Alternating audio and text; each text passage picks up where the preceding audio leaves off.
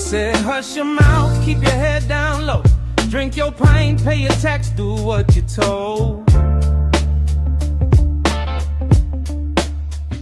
But I was raised where the rainy streets teach you to stand on your own 2 feet.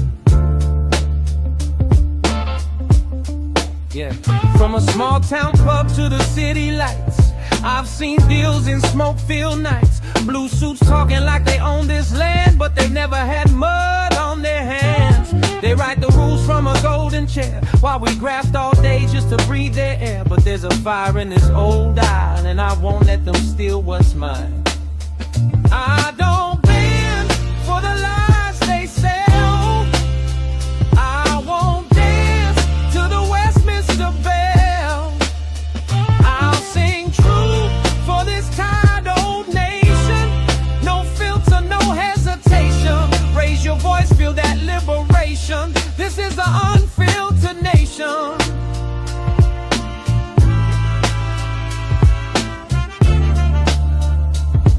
Yeah, this is the Unfiltered Nation.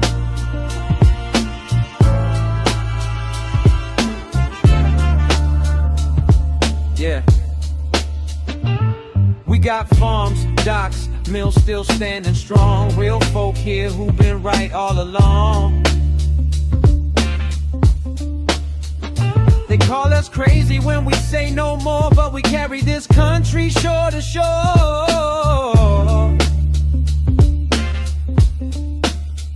So here's to the ones who won't back down, stealing their spine and are beaten downtown. If your heart still beats for this old home soil, then you're my people in this loyal coil. No more masks, no more stage duration, no more bought and paid for stations. If you're done with scripted conversation, step into the Unfiltered Nation. Take a seat, switch on, feel the elevation. Real talk, real grit, no fabrication. You've crossed the line, there's no more waiting. Welcome to the Unfiltered Nation.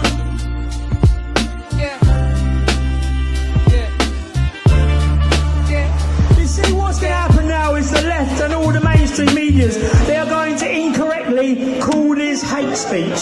So they want to play that game with me. Okay, good.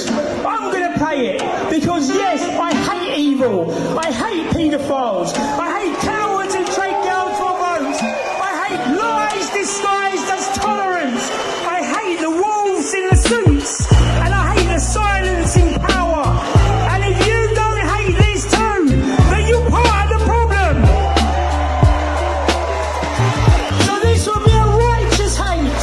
It's what built empires, and it's what defends the innocent. And to those over there watching in Parliament in Westminster, let me remind you this. You knew, and you let it happen anyway. And now the people know too.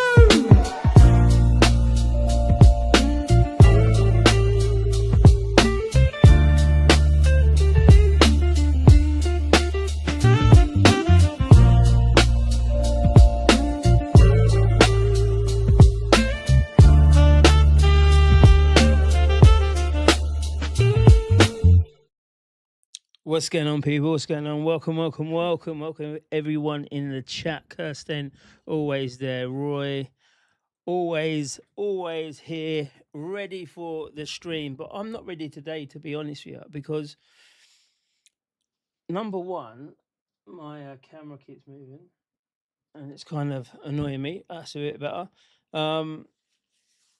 Because nobody's talking about the restore policies that they brought out, and I'm trying to do this thing where we can have a look through them all.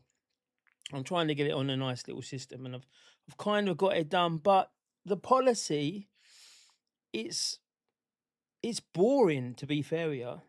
I've been through it all. I've done all the annotations and all of that, and it's just, I don't know. I've got to get my mind right into it, so that's why I'm a bit late anyway. Only half an hour late. Come on, guys. But yeah, let's just talk about restore and reform and all of that lot. And if you're on X, you've got to come over to the channel. I'm not streaming on there for the moment in time. This isn't coming across. Wait there 1 second. So it has been mad, mad, mad on the camp. And to be honest with you, I think this is the reasons why. I think that people out there want us to be all over the place. I don't think they want us to really be united, because this is my situation. We all know that Reform UK is not the best out there. It's not. It's categorically not the best out there. It's starting to come through now. Yeah, we're starting to get the comments through now. It's not the best one out there. And if you can hear this fan as well, I've got a fan down here. Let me know if you can hear a fan buzzing about, and I will turn it down or turn it off. But it's not a hot one, but it's just nice to have a little cool breeze sometimes. So Reform, we know they're not the best people, but we know that they are the best people in the situation, because this is what I'm trying to get across, and people just don't get it, because mostly it is, I think people are under cult mentality. And that's not me having a go. That's not me trying to get a cheap shot or anything like that. I just believe that people are not seeing what you need to see.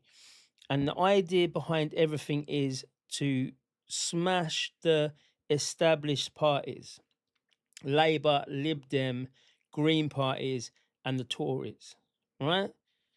And the only people who are able to do that at this point in time is Reform UK. So if anyone wants to unite on the right and all of that stuff, then you have to understand that you have to get behind the people who have the best opportunity. Now, I'm looking at it in all sorts of ways. How can I get it across to people? I did a video earlier on today, and I said it's like we would go about and shop about for the cheapest car insurance. You might go to Hastings Direct one year, One Line another year, and you might go and find one that's called Alfred or whatever, and it's dead cheap. You're looking down, you're thinking, why is it so cheap? What's going on? You know, I'm going to go for that one. You're not saying, hang on a minute, I'm going to go to Admiral because it's just the one that's there that I know, but it's more expensive. You're going to go for the best value, the best bang for your buck. It's the same with anything. Your bank, you might change your bank to get all of these good stuff, to get all the incentives. You go from Sky to Virgin, and then, to get the introductory offer. And it's the same here. We need to say, listen, I'm not supporting Reform UK because of this and the other. I just want to smash I want to smash the establishment. And believe you me, and everyone can, do you know what? I would stop streaming. I would stop doing everything politics, and I would carry on, doing gaming and whatnot. If this didn't come true, if we voted for Reform UK or Restore, if they were in that position, right? And the established parties didn't change how they see us, because as soon as we do that, it'll be such a shock, like Brexit. It'd be such a shock to the system that they will start listening to us. You'd start making demands, and they'd be like, well, actually, we're going to have to do that. And I don't understand why people are not seeing it in that way. They're seeing it more on the tribal. We're here to defend White Britain. We're here to defend the UK. We don't want it. Nobody wants it demographically replaced. Nobody wants all this immigration that's coming in. You don't have to be an indigenous white person to say, listen, this is fucked up. We don't want any of that, right? We are going to fight for it. There's no one out here either who has fought against the anti-white agenda than me, right, in this conversation I'm having now. I've been up there, I've been speakers, I've been against the Nation of Islam, I've been up against Hope Not Hate, I've been up against all of these shit cunts, right, who want to push the anti-white agenda, and I'm there saying, well, no. So it's not even about you have to be indigenous to do this, because you don't. In fact, it's probably a more powerful thing if people are saying, listen, we're here for our boys because we know why our families came here. We know what we want to protect. And what we need to protect is the culture. Everything goes downstream from culture. And if the country loses its culture, loses its identity, it doesn't matter what's left there. The country's gone. And that's another thing that I don't see people that are fighting on. Rupert Lowe is going to be doing X, Y, and Z. All right, fine. He's going to be doing this for, he's going to be doing all of this for the indigenous people and all of that. That's fine. Let's do it. Let's go and do it. But the fact of the matter is, he's not in the position to do it. So whilst everyone's saying this is what needs to be happening, and you're supporting the person who that can't do it. If an election come in 3 months' time, who's going to be in a position to put out 300 and however many MPs, candidates? It's not going to be reform. It's not going to be Restore. And it was only in March time, was it? When they said they're not going to be standing in the locals, they're just going to stand in Great Yarmouth because they've got a team there and they want to focus on that. That's great. They understood that they were a young party. And now they're saying, well, actually, people like Reform have to come to us. It doesn't work out. If you've got your lines and you want to make an alliance with people, do that. But don't make your demands. Just say, listen, these are my demands, right? But we can work within it. Let's see what you've got. Let me see if I can expose you to all of your people to say how weak you are on these things. People are saying it's crazy that Reform's centre left or centrists and Restore are trying to bring them right. It makes no sense, because if the people believe generally that Restore's going to be winning, why are you bothering with Reform? Why are you bothering? Why are you bothering with Nigel? He's not going to win. Clearly, he's not going to win. You know that your boys are going to win. And all of these are topped onto each other. And it kind of just aggravates the whole situation. We lose focus on what we're trying to do. Let me just quickly go down these comments because they're flying up. And I believe Restore is a worm on a hook. I think it is. I think you're right there, Roy. Lodger says, "How you doing, mate? I hope you're fine. I hope you're well. Did you see the podcast by the disgusting comedians who are taking the piss out of Van Whittaker's murder? They need a good sorting out, nipped by the old bill." Who was it? What was the thing? Let me know. I haven't seen it. Empress, how you doing? Empress is in. Empress is. They're all in the news at the moment. I hope you're well. Honestly, I hope you're well. It's good to see you as well. I'm voting Restore. Fuck Reform. But why would you vote for Restore? This is the thing. John England 81. I want to know why you would vote for Restore. What reasons? At this point in time, we're in trouble if we don't make the right move. Roy, we are, mate, to be honest with you. And I'll say it time and time again. If you think that by the next election, we do not vote out the uni party, we cannot get together and we cannot vote for the sake of the country, do you think the globalists are going to think, oh, hang on a minute, let's not push that too hard. Let's not do this, let's not do that. No, they're going to put it on overdrive. They're going to be like, right, we wasn't even going to put these things in, but these pricks, they ain't going to vote them way out and they ain't going to do anything else. So we'll just do it. They'll complain online and they'll do all this type of stuff, but we can deal with that. Absolutely not. I will never vote for Farage. Yeah, I can't vote for Reform because they simply can't be trusted. And that Yusuf is just one of the worst people, and I would never vote for a party with people like him in it. That's a fair comment. But again, the fact of the matter is we've got to do something. We've got a job to do. And that job is to change this country. Now, if you're worrying about Farage and Yusuf and whatnot, that's fine. That's legitimate, right?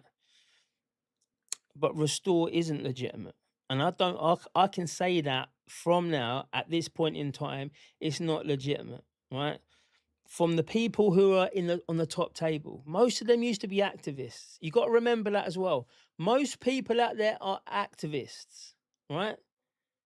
We've all been having conversations and after protests and demos and whatnot. I know a lot of them fucking people's mindset. And when I'm looking at it now and I'm like, something doesn't go together. What's going on?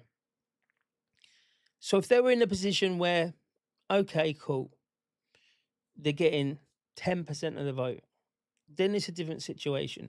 But at this point in time, even when they're polling, they're getting nothing. And then there's people that says that polling means nothing. And then I look at it and I say, well, when it's positive to restore, polling means everything. Again, this is the crazy bit, or this is the destabilization. It's a destabilization program. I'm out of that one. Supporting the peace of reform the other night should be at least supporting each other. I couldn't read that, to be fair. I'm also thinking that Rupert and Nigel have already made a deal. There's so much propaganda. There's so much propaganda. And listen, if Nigel, and this is the thing, right? This is the best thing of the whole situation. If Nigel and Rupert, I've seen that on X. Where's my X gone? If Nigel and Rupert make a deal, then I'm going to go on one. Restore proposes, and this is the thing as well. Restore have had their economic paper. Now Charlie Downs said this was the most radical paper that the country has ever seen, and it's not even radical in a little bit. It's not even radical slightly, and it's like, okay, cool. Where's the radicalization of it? Where is it? And we can go for it. Look, I'll put it up in here.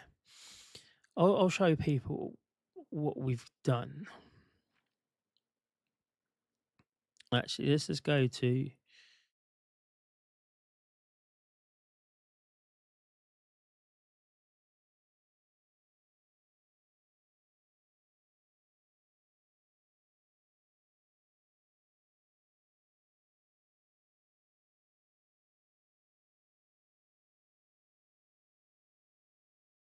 You can't see that one. Oh man, why is this doing this? Right, give me 1 second. No, I'll just move myself. No, I'll just move this. You see, that's what happens when the camera moves. Everything goes out. I've got spots where it needs to be. That's better. Right, we'll just stay on this one. Right, so Rupert Lowe deal I put in there, and I'm trying to find it, but this is it. This is what they've done. Right? They've got this paper, and it's a long paper. I've read every single bit of it, and nobody else is really talking about it. Nobody else is really talking about it because other things are taking place. So it's crazy. I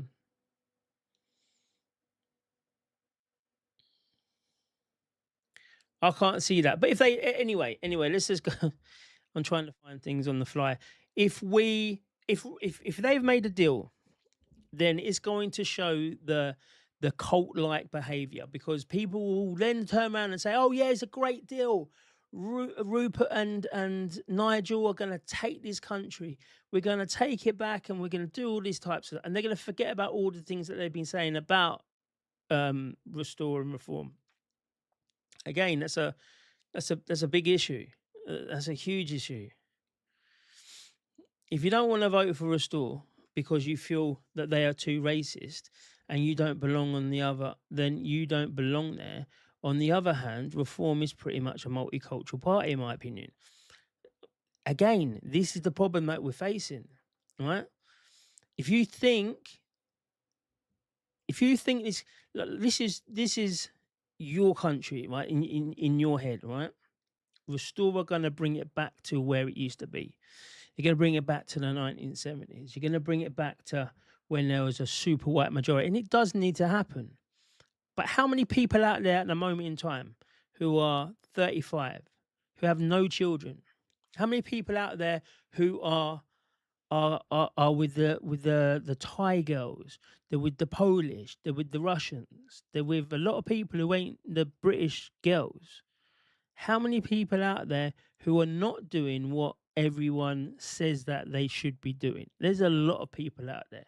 So it's not going to really come back to those levels straight away. You're going to be looking a long period of time, and you're going to need to do a lot of.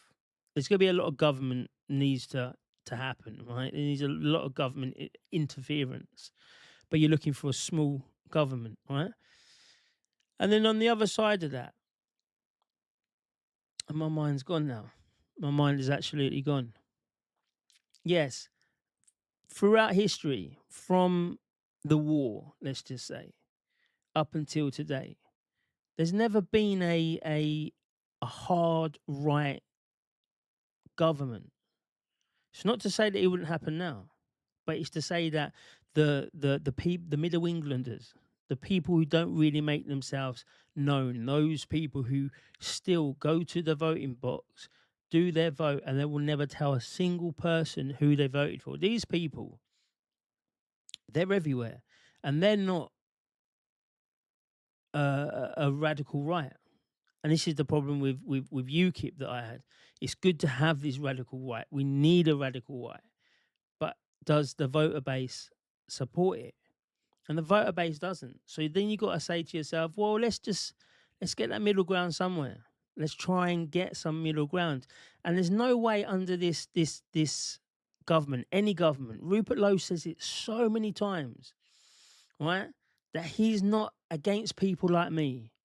I don't have any threat in this country. I'm never going to be deported. No matter how many times people will say, you're going to be deported, Danny, I would never be deported under a Restore Britain government.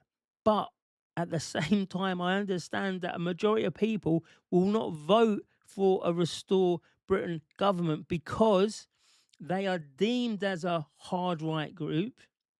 They have people in there who they deem as hard right, and the papers will always have a field day.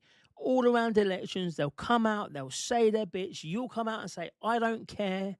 And then you start talking about how you care about X, Y, and Z, about how people are portraying Rupert Lowe or portraying you, da-da-da-da-da. This is the situation. You need to find a middle ground. You need to say, right, there is a demographic replacement happening right now. We do need to up the birth rates. We do need to make sure that millions of people will go, right? We need to empty out the hotels. We need to make sure those in the council houses and those who are newly here, they get out as well. Those people who don't assimilate, they need to go. We know the situation. We know what's happening. We know what needs to happen. But again, people will listen more to outside sources. So you need to find that route of saying, right, these people reform. Let's give them a chance. We'll vote them in because we know that they're going to do it. Right? We know that they're going to win. Oh, they're going to win something. General election seats. Right? Look, let me just do this. General election seats. General election. So this is going to be a bit of a mad one like this today, because I was going to do the economic paper. I've got it all there. I've got it all ready, but it's just I need something onto it. The policies as well. They're written very badly. They're not. It's not. Yeah, it's not good. Right, the predicted. Here we go.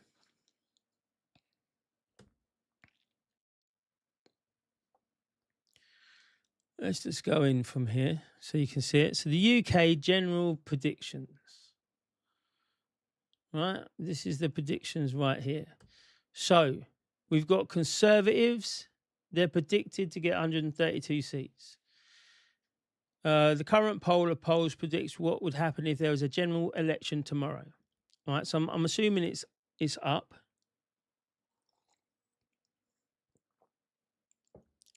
I'm assuming it's current. Oh wait, the full details of our current predictions. Here we go. Maybe not. High seats 200. Oh yeah, there we go. That's probably right. Has it got? Who's SF? Alliance. Based on polls, From the 27th of July 2026, 13,000 people. All right, cool. So, Social Democrats, the DUP. Who's SF? Oh, Sinn Féin. Other. That's got to be Rupert then.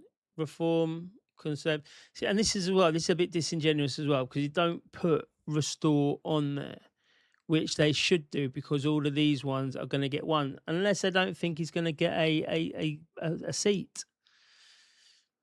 All right. So here's the thing. Anyway. So the Conservatives, they got 121 seats in 2024 and they're predicted to get 132 seats. Labour are going to lose half of their seats and they're predicted to get 244. Lib Dems, they're always going to get 70 or 80 seats anyway. Reform, they're predicted to get 127. The Green 10, SNP 4, Plaid Cymru 3, and others 2. So let's say that other is Restore. You see where the problem is here? You can see the problem, can't you? Because if the Conservatives get 132 seats and Reform get 127 seats, that is a coalition.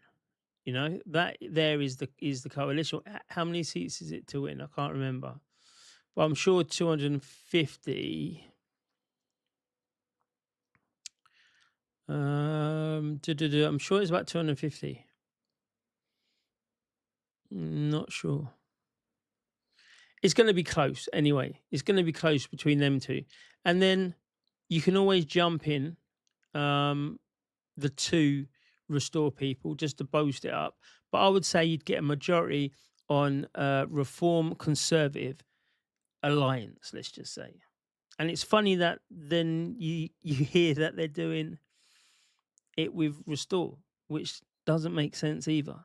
But anyway, so why would you worry yourself about trying to gain 127 seats if you were a Restore supporter? Why don't you just say, okay, cool, 2029, let's just get these people out. We'll get Reform in, and we are going to be the biggest anti-reform people out there. We are going to then have enough. We're going to have enough infrastructure to really make a difference, to go into all the reform areas and really hold their feet to the fire. Why wouldn't people do that? Because as soon as you smash the system, everything resets. Everything resets. Imagine a party, a political system that has never had anything other than what it's had. And then a new party comes out and goes through and does it. People really will start to listen. And from that point on, that's when you start doing your things. The next election will be the last general election. If Labour get in, they will collapse the economy, currency, and we'll have a new power structure, which won't include the ability to vote you out of it.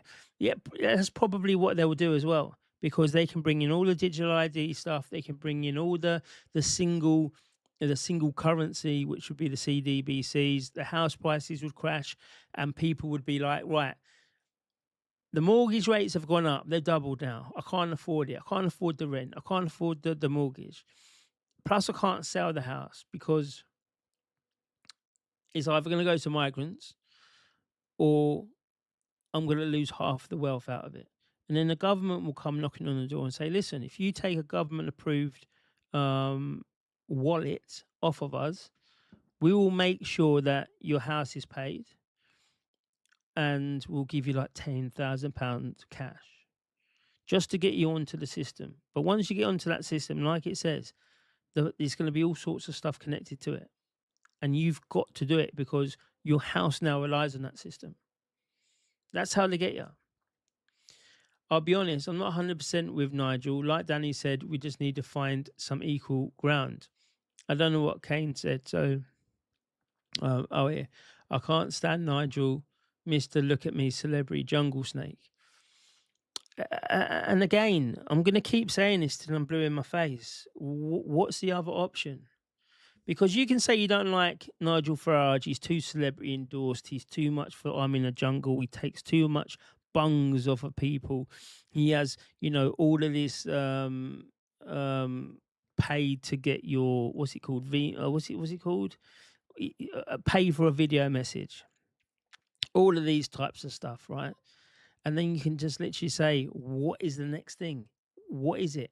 Because if you look at Rupert Lowe is an out and out Tory, right?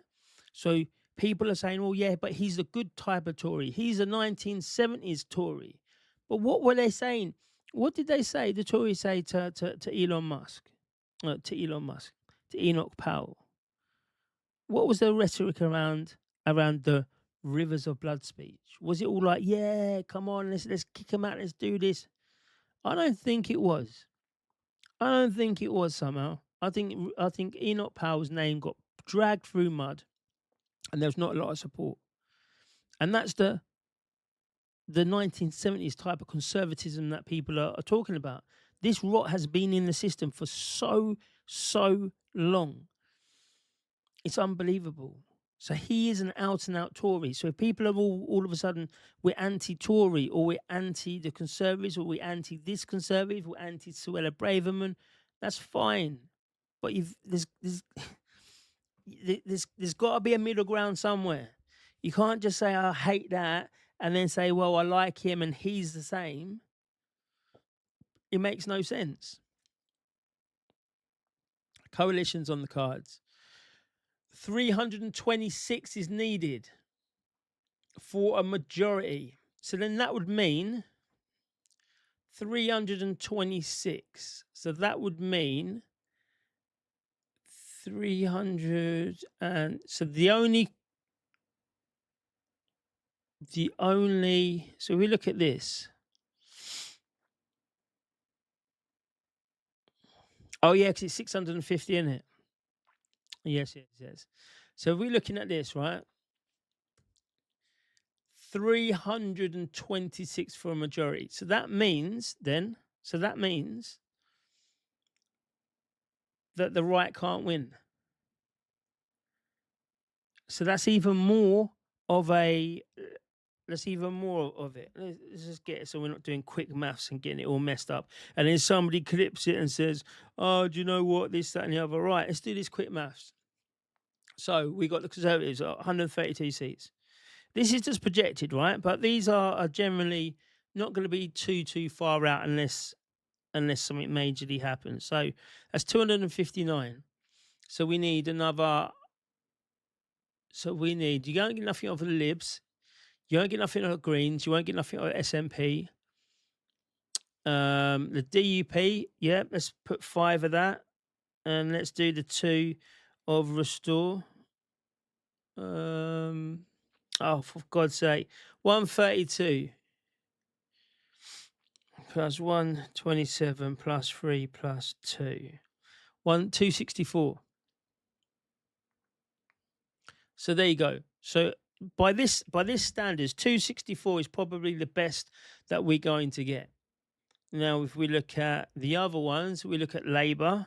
So they predicted 244, and then they'll take 70 off of the Libs, which is 314, and then they'll do a deal with the SNP, and they've got the required amount, and it'll be a 3-party coalition, one for Scotland, one for just all over whatever they want to do, and then Labour as the leading people of that. So as we're looking at it now, the right wing can't win, right? We can't win. So what are we going to do now? Are we now going to say, right, are we going to back Conservatives? Are we going to back Reform? Or are we going to back Restore? Reform and Conservatives, they're on the same polling, and Restore's on 0. It makes no sense. People are politically illiterate if you really think that getting behind a party with no infrastructure, with no MPs, as in prospective people going out doing their thing, no candidates, let's just say, they've got councillors that have only defected, they've never won a an election. Restore Britain has never won an election, yet you're thinking that they're going to win the next general election of getting 326 MPs or at least 244. It's delusional, man. And there's only so much. There's only so much that I can do. I can only, you know, yeah. There's only so much I can do without me saying, do you know what? It's fucking stupid. It's absolute stupid. Right, Labour. It's gone now. Labour's vested interest in collapsing the current system and bringing in the CDBCs, as they will become uniquely powerful, and no more Tories and anyone else will be able to stand in the way. Well, if that was to happen, right, I'm going to bring on a friend. I'm going to bring on a very, very good mentor. Very good, very intelligent. Actually, we can go through his papers. Very intelligent, such an intelligent person, right? And it's somebody who is connected with it's called Gajamaru. It's a token-based system. It's not Bitcoin or anything like that. Let's try and get it up here, because I don't want to miss it, because it's not a Bitcoin. It's not what this, that, and the other. But what it is it's a direct alternative, a direct adversary to the CDBCs. And I think Luxembourg or Belgium or one of those ones are actually using it as a backup currency as it is. So it's not a pie in the sky thing. Gadget tokens. But he's very, very, yeah, he's very knowledgeable on all of these, and he knows that if it was to crash, there is an alternative, and that alternative is very, very, very is very, very good. I've not got it now. I can't get it out there because I don't know. No, not Gal. But anyway, these people, there are things in place that if it was to crash, I'd be very confident in these people stepping forward and saying, use this as an alternative. You know, it'll be the people's currency. It will be, you know, what we would do, and it's very easy to implement. I wouldn't be surprised if the minute the final hour, even we could get a Farage Lowe affiliation, but with a conservative brand. That makes no sense anyway. 1970s Tory had a totally different demographic voting for them. It's all changed, and politics has been static on the right. That's a fair comment right there. That really is. The conservative, going back to Roy, and then I can come back to Podge as well.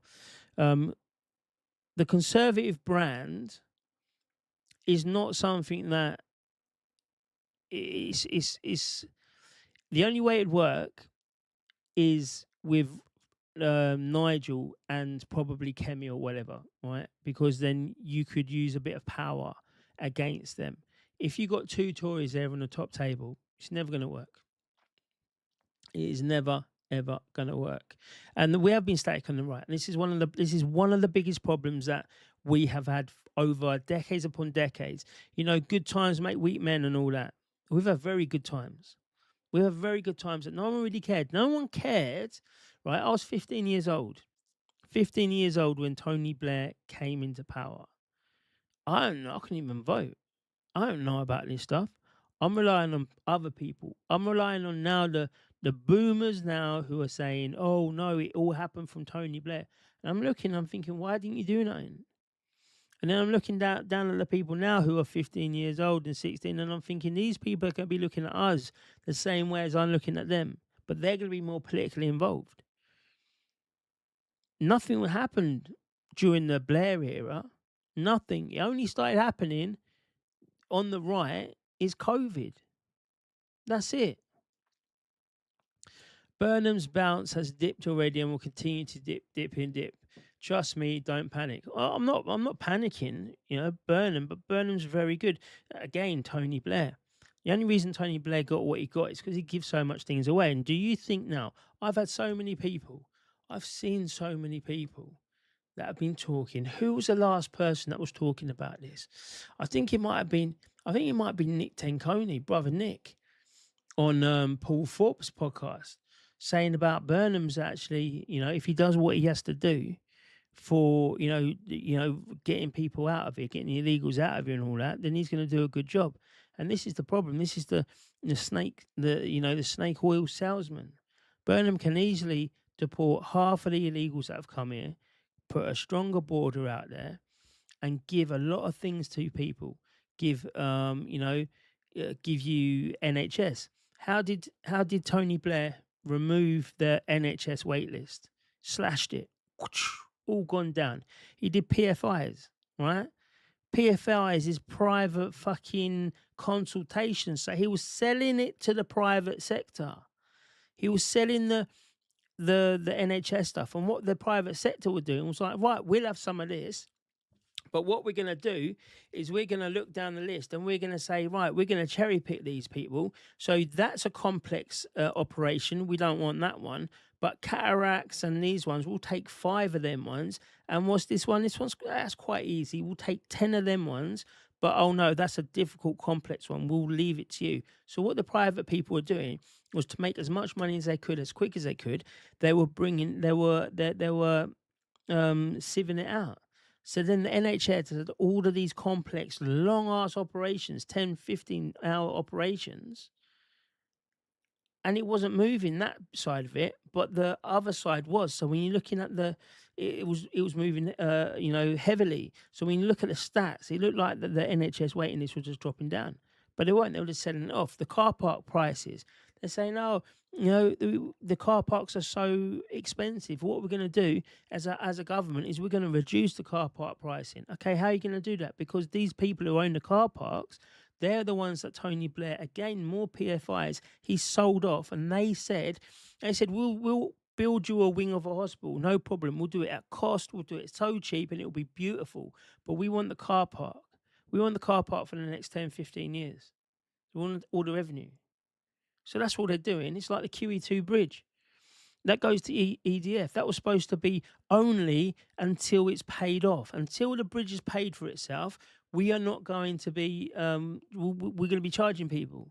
It's paid off now. What happened? They removed the booths and now it's ANPR. It's still going to EDF. It's still going to France. All of those thousands and thousands of crossings every single day, the money still goes to France.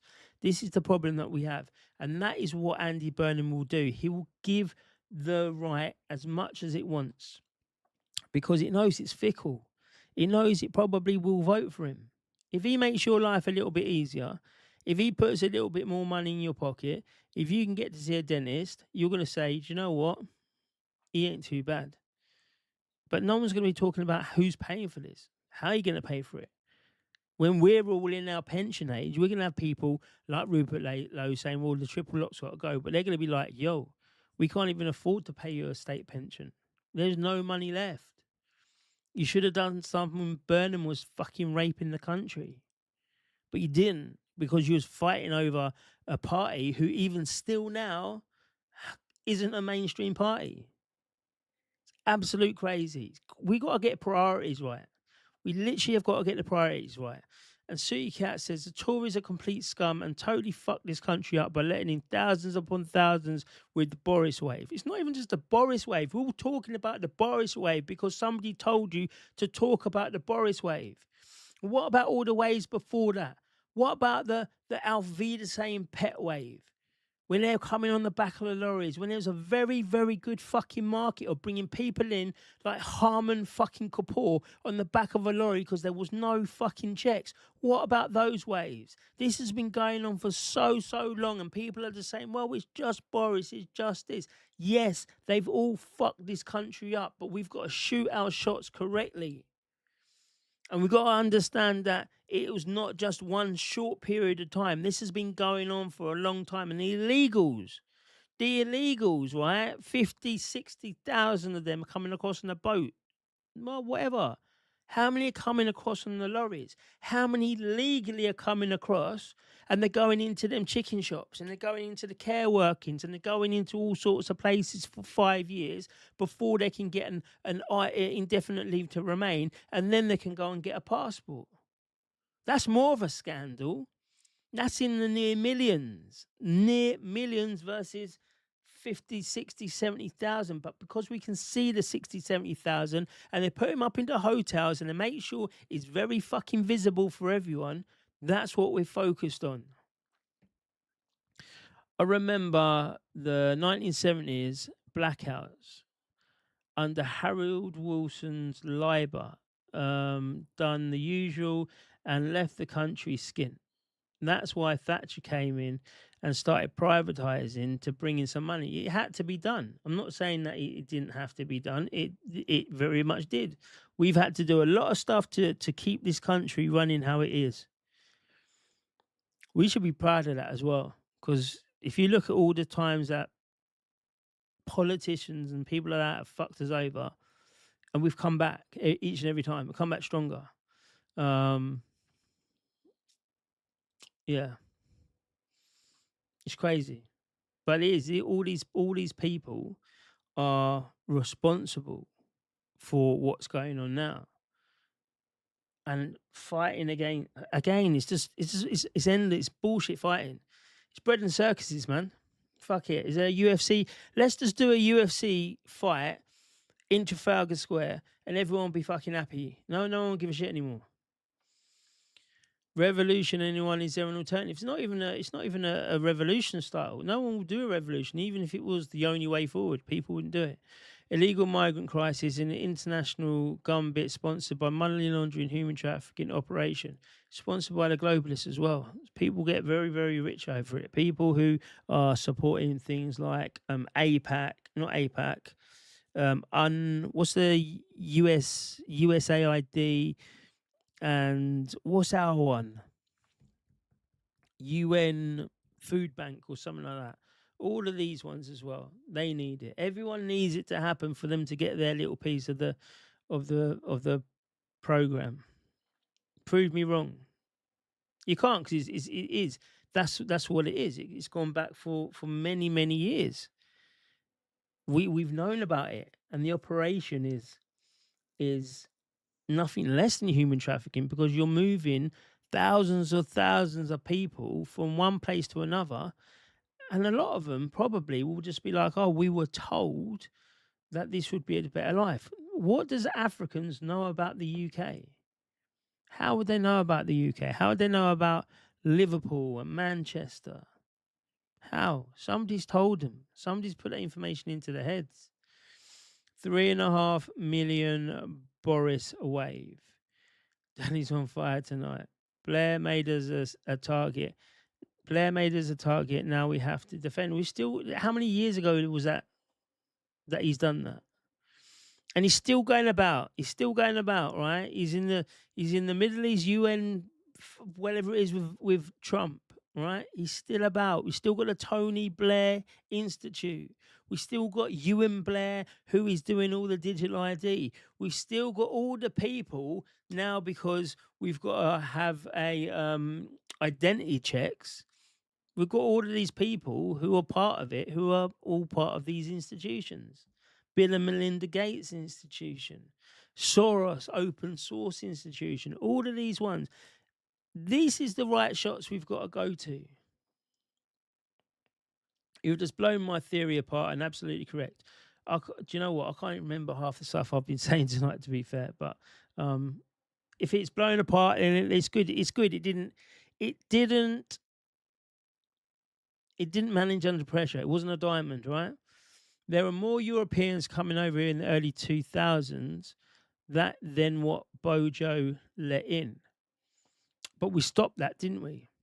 We stopped that. We actively stopped that. We actively said, in a very hostile way, that we want to secure our borders, so anyone who's coming in and just walking across and thinking they can just get a job here and whatever, you're going home. So we did it there. Ross Rhymes, support over on the Kick over there. Support over there on Kick. Thank you for the support there, Ross. Appreciate it. Anyone else over on Kick? We've got 2 people on Kick at the moment. Just get yourself over to there. It's Danny-Unfiltered. It's where the place to be. It is the place to be. And I'm going to be spending a lot more time over there rather than here. So if I go disappeared for a little while, just check over there. 100,000 coming in illegally every year using other routes, non-dinghy. Exactly. And it's not even that. It's not even that. I remember Border Force. I spoke about this the other day. I remember the Border Force program. It must have been in the early 2000s, one of those, fly in the wall documentaries. And they used to go in there, they used to do the sham marriages, and they used to catch these people and say, do you know what? You need to go home. So we're going to bail you, and then you can come back at this time, and then we're going to send you home. Do you remember that, right? This is what we're dealing with. So it's not even the legal people. It's the people who come over on like a student visa, overstay, and then they just carry on. This is the most fucked country in the world, right? As in, people are abusing it so much. So I don't care if people say, "Oh, do you know what? We're going to deport." Da, da, da. Hang on a minute.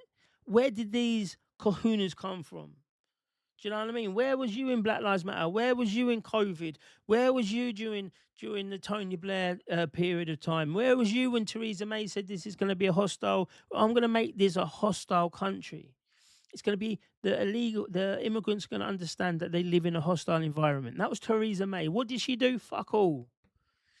What did Brexit happen? Nothing. We made it worse because we can't get together. We're not a collective.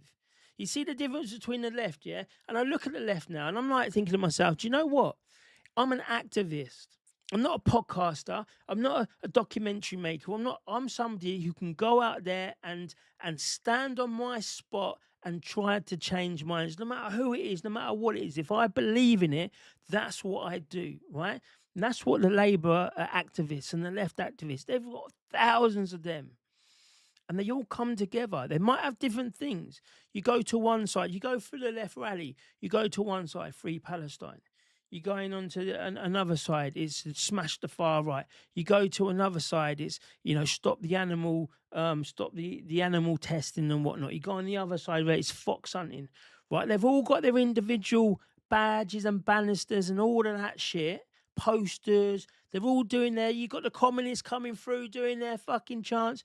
Do you think any of them people are saying, do you know what? You've got to leave. You've got to leave. We don't support you. They don't, because the collective activism is changing people's perception of whatever they're putting in front of you.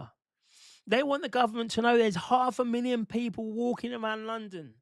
Those 500,000 people are not just one fucking people. They're every people. And this is what I'm saying about Reform UK. If everyone got together and said, we don't support Reform UK, I would make an army.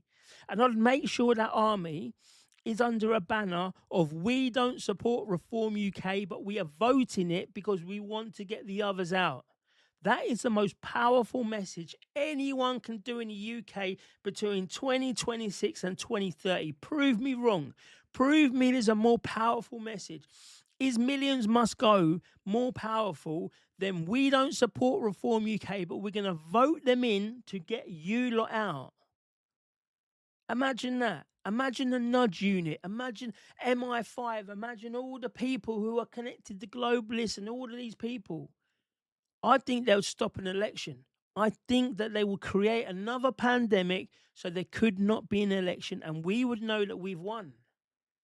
Because we've made that they've had to do that extremity, because they know if we do vote in reform and we don't support reform, then there's a big fucking problem for the world as well. That's collective activism. That's being a collectiveness. That's saying together, as British people, we are all in this together. We are going to be voting this way. And then on the next day, the very next day, we should all go to Dover or to Trafalgar Square or wherever we go. We should all go there to these places without banners to say, do you know what? Your days are numbered. We're Reform. We're Restore. We're UKIP. We are someone else. We are other people here. And we're all together. And we're all saying, you're numbered unless you listen to us. And I can guarantee you the Tories, everyone else will be like, we've got to listen to that group. That group's quite radical. That group is prepared just to vote a certain way just to get us out. That's incredible. That is absolutely incredible. And that's what we need to do. So with all the Labour and all of this ones, and I found it now as well. When I was ranting, I smashed the thing down and it got into the right bit here. I'll go to the chat in a minute. The chat's just going up and up and up. I'm losing it a little bit on there. Where am I? I'm here. This is what I was going to show you anyway before. That's it.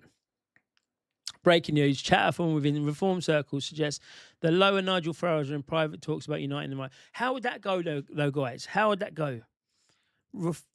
How would it go? Come on, tell me. Is this another nudge unit? Is this another thing of saying we're going to tell you one thing here, and you're going to defend it, and then on the same bit, on the other hand, the same things you're defending, we're going to pour this on it, and you're going to accept it.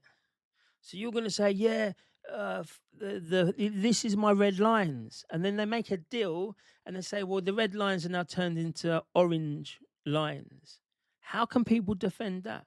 Because he was standing on his square. He was saying, this is my lines and you're going to obey them. And now he's saying, well, do you know what? To get this coalition together, or to get this alliance together, and you got to remember, it could be the Conservative, Reform and Restore Alliance. To get this alliance together, I've had to back down on a couple of these things. How are the people who are now activists with Restore, who are out there online now doing all sorts of wickedness? They're all saying all sorts of shit. They're all telling me all sorts of nonsense. Some of it's true. Some of it makes me think, okay, yeah, I've got to take that on board. I will have to take that on board because that's a fair comment. I might not like it, and I might come back shitty, but internally, I'm like, that's a fair comment. But what are they going to do now when they've got to then say, yeah, we accept that? We accept a deal with Nigel Farage and Rupert Lowe. It's crazy. But that's how they do it. All they need to do is make a legal entry into the UK, hangable offence, and it stops the day the new Prime Minister could do it. That probably wouldn't even work. All you just got to do is stop them from coming in. Stop them coming in. If they come in, you just put them into a FEMA camp like they want you to do with the unvaccinated people, and that's it. Don't forget to join, yes, LTG, one of the mods there, and also Curse 10, Amroy, and everyone else who's modding tonight. Thank you. Ross Stream's done another 10 kicks. Let's go. That is support. That's proper support from Ross Rome's over on Kick. Thank you very much, my brother. Thank you very much. That is always appreciated. And you know what? We need to just get a kick party on. Let's just make this a kick party. Fuck it. I might even turn this one off and just do it straight on Kip, because that's where the support is coming from tonight. And every single night, including from the people like Eddie, who makes it a free speech platform. Yeah. That sounded like what you call it, a promotion, but it is a promotion because it's a decent site, and that's huge support from Ross over there. Thank you, my brother. You're always welcome. Later can mean a general election. Yeah, it could do. I had cherry cider earlier, and it's not even drinking alcohol. What is it then? It's not alcohol. Oh, it's not like drinking alcohol. Yeah. Cherry cider, hey? I've never heard that one. Oh, actually, it is, because that's going to be the one that I like. I actually like that, the fruit cider. The fruit, not the Copperberg, the fruit cider. And there was one with some mango shit in it, but it was actually quite good. Phil from the pub.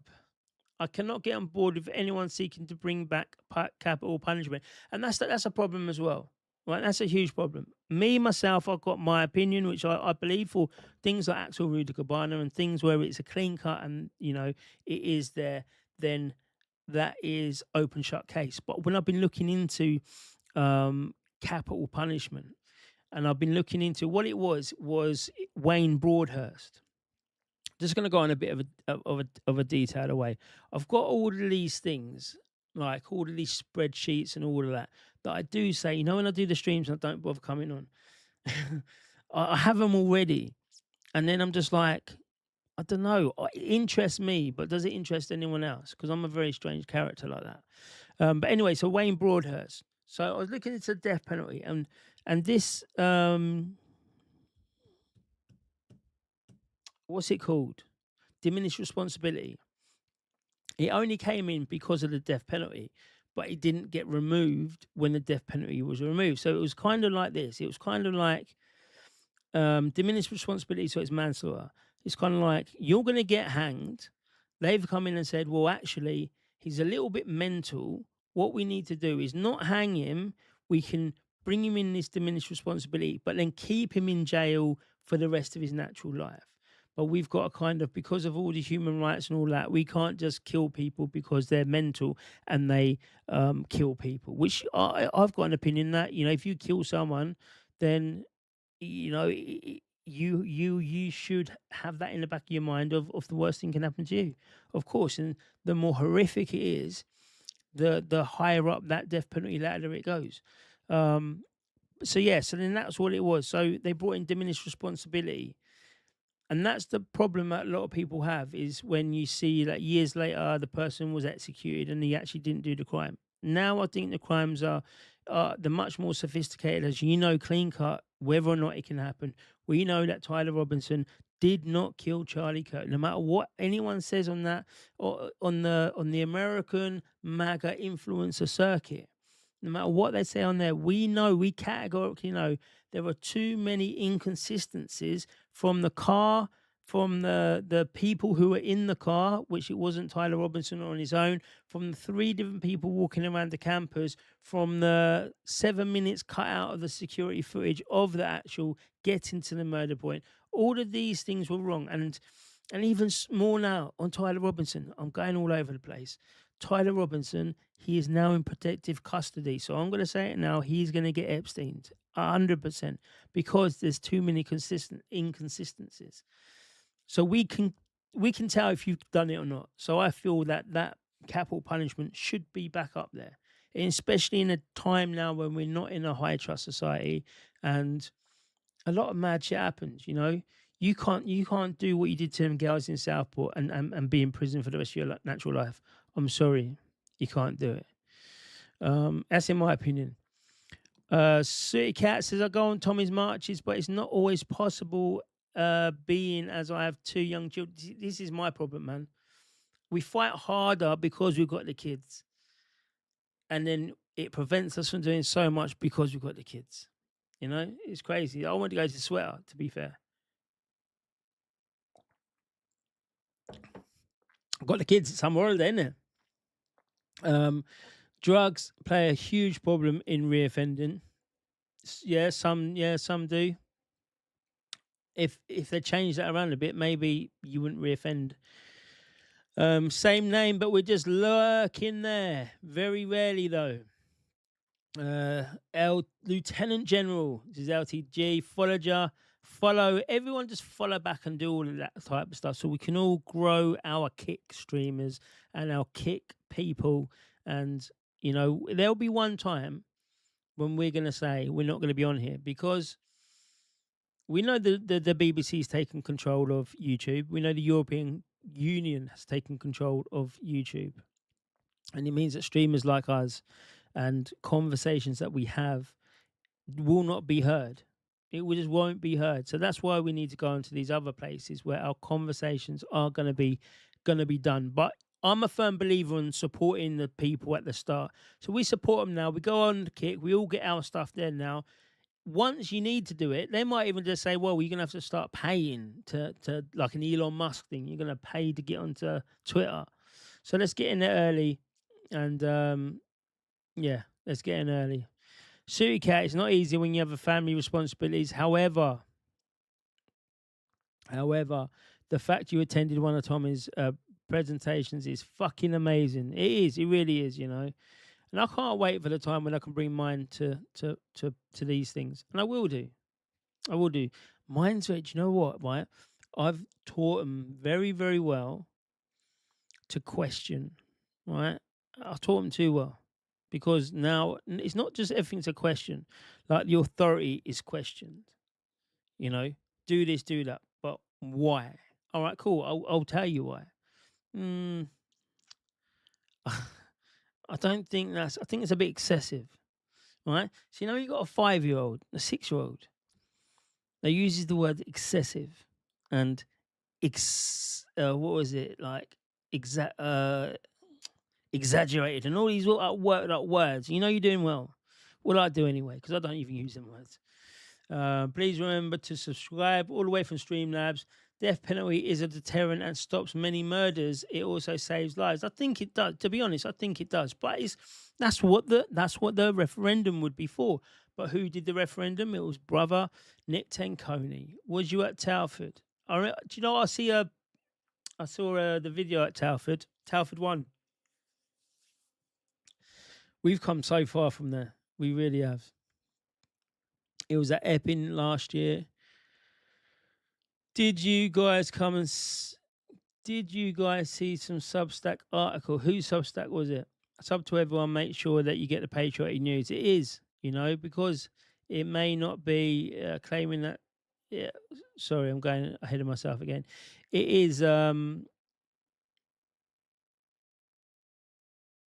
We have to start subbing to each other because we do get patriotic news.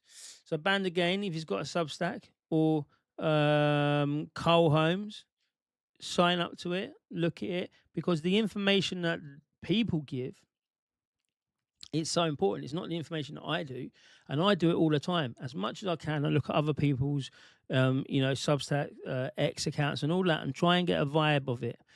What people are, what the conversation is, because my conversation that I'm interested in, or I think it's important, it might not be what everyone else does, and you get these little bits of, some people, Band does it, get some information that you're like, how else would I have ever got that if that didn't come from that person?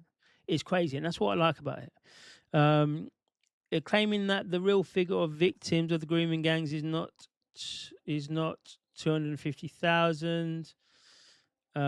It's more like 700. Do you know what the problem is, right? That is because this 250,000 mark comes from an unregistered or an unthought out thing. It was done by people saying this is the average, right? It's not done an official figure. That's it. And they say the official figures is more likely to be 700 to 1,000, maybe 7,000 or something like that. But it's because they don't write down the ethnicity. So of all of these crimes, there is very minimal ethnicities. So they can't categorically come out and say, this is the stats, this is the facts, and this is what we know. They did it on purpose for this reason. I think it'll be a lot more than 250,000, to be fair. Because, yeah, I just think it's a lot more. I think that's on a very low estimate. And I think they did it on a low estimate so people couldn't say, oh, look at them gaslighting. They've got no proof. But the fact of when they were arrested, they did not have to put any religious or ethnicity data down. So the whole data-driven's gone. So they can say legitimately, the source and data says is 1,000. They can pull up the sources and the data, and that comes to 1,000. But it doesn't mean it's correct. So that's where that's coming from. I think I heard that probably be about 8 months ago, and that's the conclusion I'll come to. Yeah, it was a great expose. It always is, but we shouldn't have to be doing it. It should have been done straight away. I grew up in the North East London, so have a real soft spot for Epping. Yeah. No, I'm not gonna say it. But yeah, there is a. Why is that so low for? I'm going to go blank.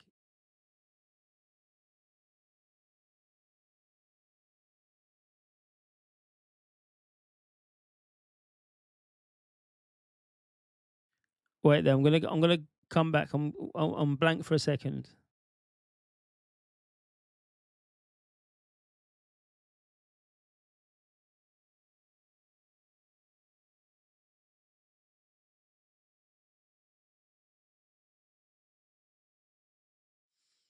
There you go. You love me doing that on stream, but you can see it now. At least you can see it now. The UK has fallen not because those who come here defile and destroy our way of life. not just because those who in place of power have given it away, but because the people are given to greed and selfish. You know what? So that is. I was wondering where you was going with that one. I was getting a bit like, where's this one going? But that is true. That is true. It wasn't just because these people did this to the country. We've done it to ourselves as well, because again, good times make weak men. We all had a good time. And our children are going to fucking pay for it. I haven't read the article. Yeah, I think that's what, if he comes out with something different, then probably, but that's probably what the article would be. There's more than that in Rotherham alone. It has to be. You can't have it going on for so long and then it'd be so less. There's got to be a way that we can work it out. I just think if leftists start reading such stuff, it will put us further on the back foot. But we don't have to get on the back foot. That's the thing as well. With all the things that come out, when people start talking, I'm gonna cut the stream off soon as well.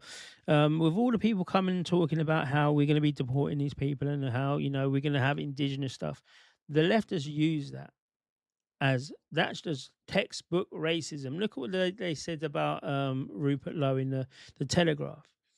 Oh, this is for white nationalism. Well, white nationalism is just nationalism, right? It's just nationalism. I remember a few of the retards called me out when I said on a video that I was a black nationalist. And they're like, well, a black nationalist is a Pan-African and that's a supremacist. And it kind of is. Because this isn't a black nation. But a black nationalist in Africa would just be a nationalist. And that's when I start thinking about stuff. So when they start saying, oh, you know, it's a white nationalist, people are playing into those hands. And if people truly didn't care, they would just talk about it. You just wouldn't say either way, this, that, and the other. We'll just get on the point. This is what we've got to do. And that's what it is. And the hardest thing for Restore people can do, and I know they're not prepared to do it, the hardest thing that they need to do is they have to build the whole infrastructure. Because he's been on Joe Rogan.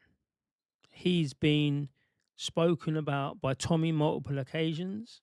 He didn't come to the United Kingdom, but he's been put out there by Elon Musk, right? So he's had a lot of people watching. But there's not a lot of people coming across to him. If you look at him on Joe Rogan, should we get Rogan up? Should we get that one up? And I'll tell you, I'll show you exactly what I mean. Joe Rogan Experience. Let's just get this up. I'll tell you exactly what I mean. So, 6 hours ago. No, let's make it. Let's not be disingenuous here. Oh, you can't see that. I'm going to go dark again. I'm going to go into black mode.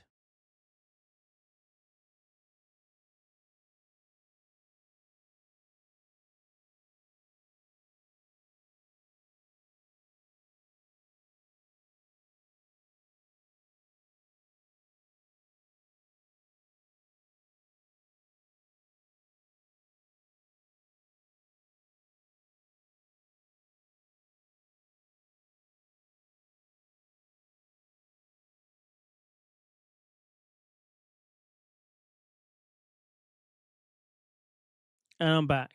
Right. Did that work? Kind of worked. Right. So, oh, here we go. So this is what I'm talking about. Where was he? Videos. Who can we do?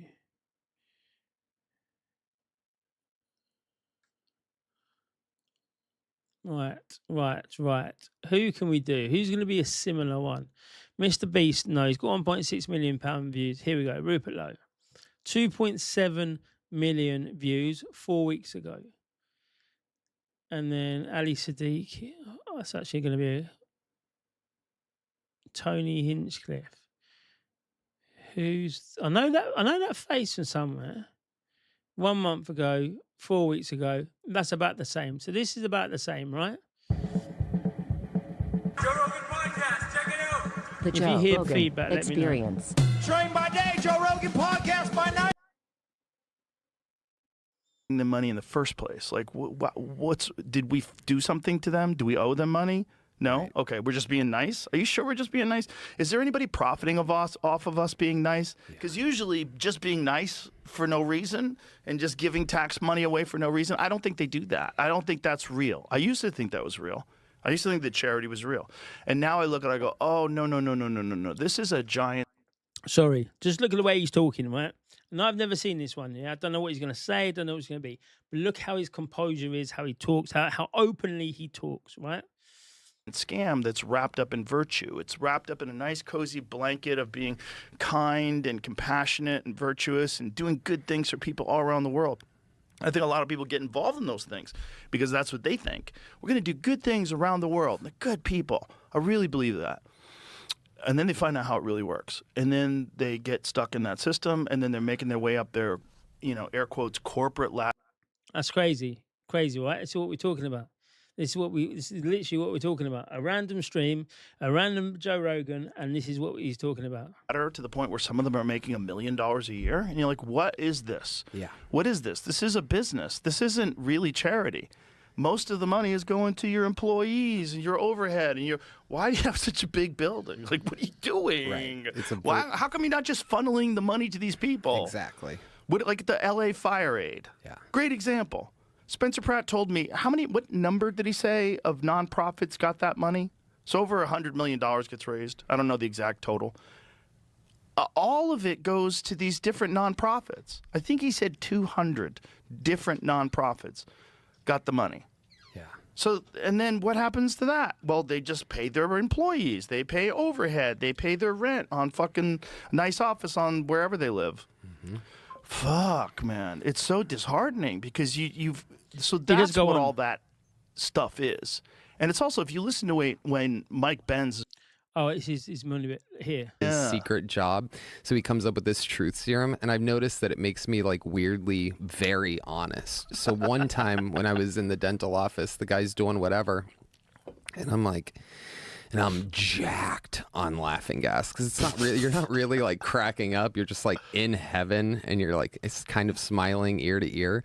And I remember going like, how long did you go to school for dental school? And he's like, whatever the answer is, like 8 years. And I'm like, did you ever think about going longer and becoming a real doctor? And then I realized, like, kind of in the moment, even though I was fucked up, like that sounds mean, but I think they're right. So this is for the things, right? So that's him talking. So it's just a normal conversation, right? You can kind of get the gist of it, what's going on there, right? So they're just two people having a conversation and doing a podcast. The Monnets, the Spinellis, and the people who constructed the European Union. So to the rape gang report, which was your question, ultimately, the genesis of that is this multicultural invasion almost of Europe. Can I pause you for a second? So what you think is that the multicultural invasion, the way it was set up, was on purpose, and also Joe Rogan is a liberal, right?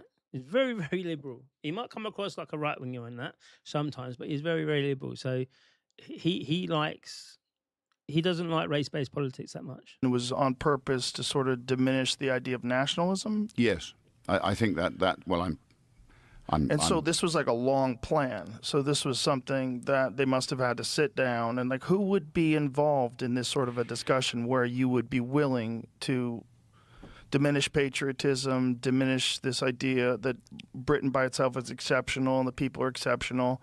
It was a long, deceitful plan. So I always say... Who implemented it? The European elites in league with our elite, who effectively, if you remember, in 1975, we joined what was called the European Economic Community.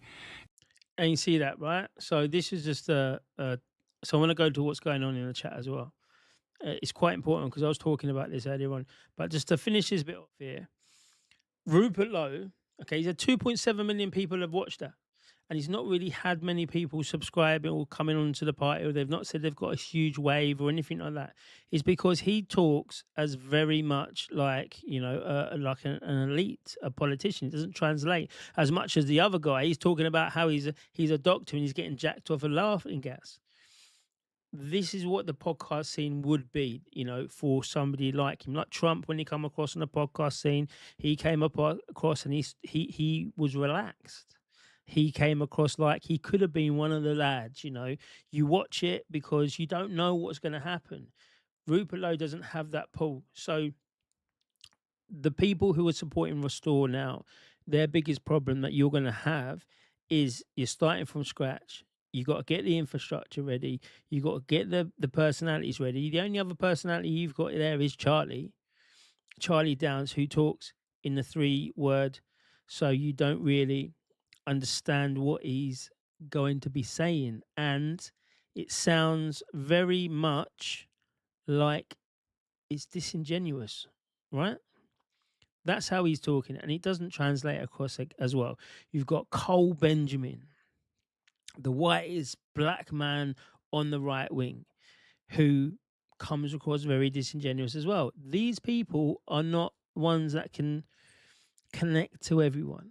So that's the problem they're going to get. So you're going to get all of these problems that you've got to fix, rather than saying, do you know what? I'm going to support Restore and I'm going to vote for Reform because they're the ones that have the whole infrastructure done. They just don't have the voting base. They've got a huge voting base, but they don't have the 244 projected seats voting base. That is it. That's all you have to do. And then you can start on the back end of that, because all you're doing is voting for Reform. You don't have to support, you don't have to be fanboying, you don't have to put out the policies. Leave that to the people who want to do that. All you've got to do is put your X in the box when it comes through. That's it. At the other time, you can be helping build Reform. I think that's a good way of doing it. All right. So Mark, the thing's gone up now, so I can't get back to it. But he's talking about Rome. And this is what I was saying earlier on today to someone. Can I get it? Can I get it? Let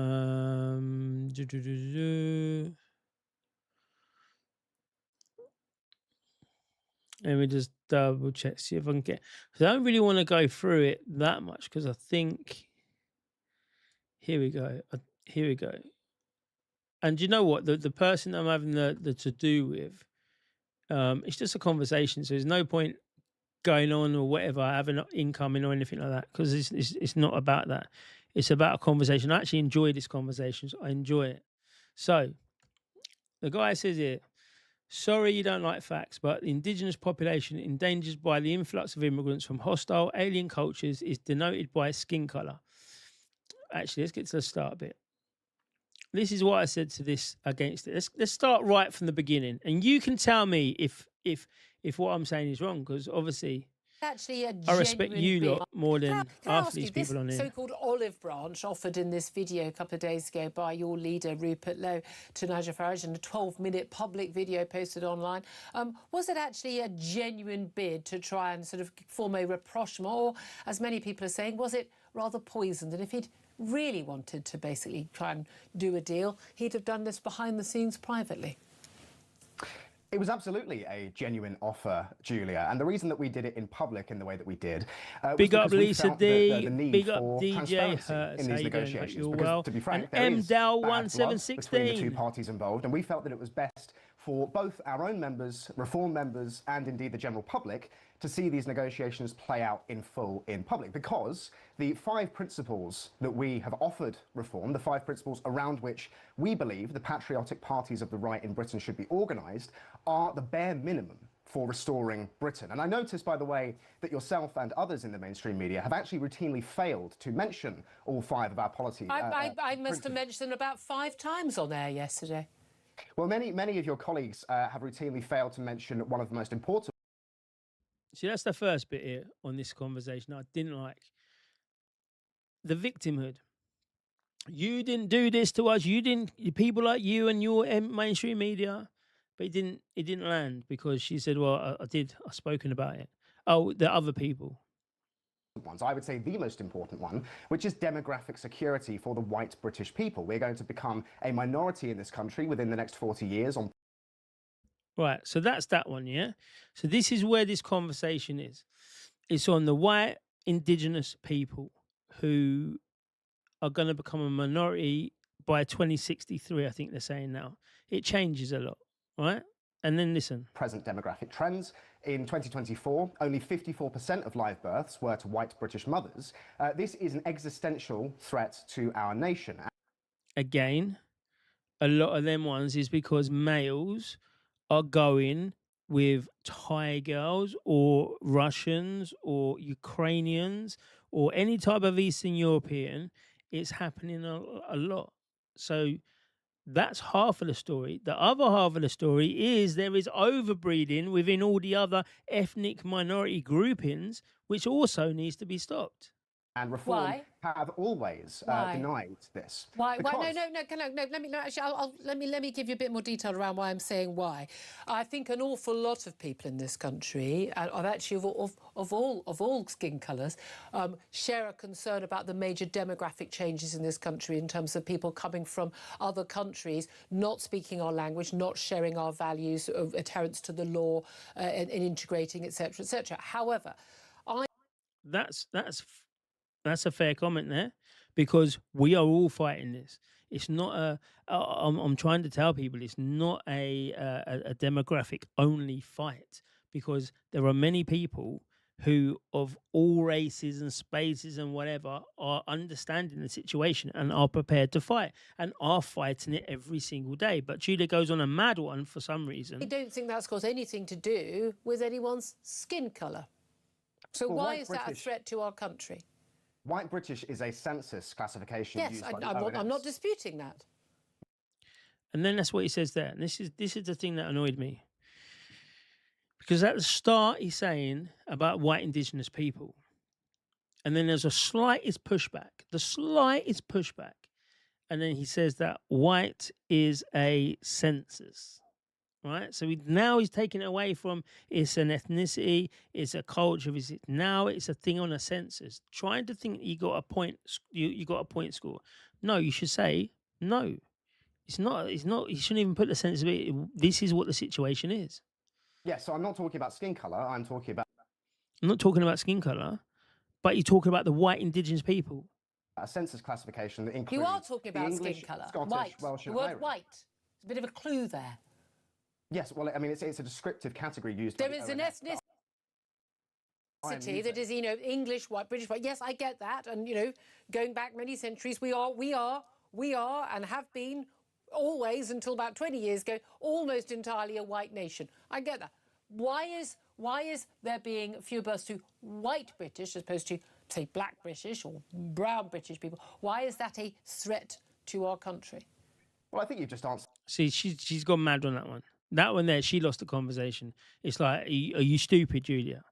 You actually, you was winning the whole bit there, and then you just mess it around by doing some lefty trope. Whoa, why is that a threat to the? Because your demographics are not equal. You're overpopulating by one, and you're underpopulating by other. So eventually, those will cross, and one will be higher than the other. That's exactly what he was saying at the start. So you're just giving it back, but. That was that, right? So I feel that if you're talking about the indigenous white people, the Celts, the Welsh, the English, and all of this lot, and then you say that it's down to a census classification and it's not actually about the skin color or the ethnic lines or the heritage line, that you are a disingenuous person who is speaking for Restore UK, right? Or Restore Britain. So this is basically what I said. There used to be a time when we didn't want race-based politics. There used to be. Charlie seems to want it, and we know the problem. Once tribalism seeps in, the country will be disunited for generations. And Charlie, if you're talking so proudly about race-based politics, own it. That's important. Remember the words. We don't care. Charlie cared in that situation. A slight pushback, and Charlie cared. Let's not say. Don't say it's not skin colour, but census classification, right? So that's the backstory. Sorry you don't like the facts, but the indigenous population endangered by the influx of immigrations from hostile alien cultures is denoted by skin colour. I didn't say against that anyway.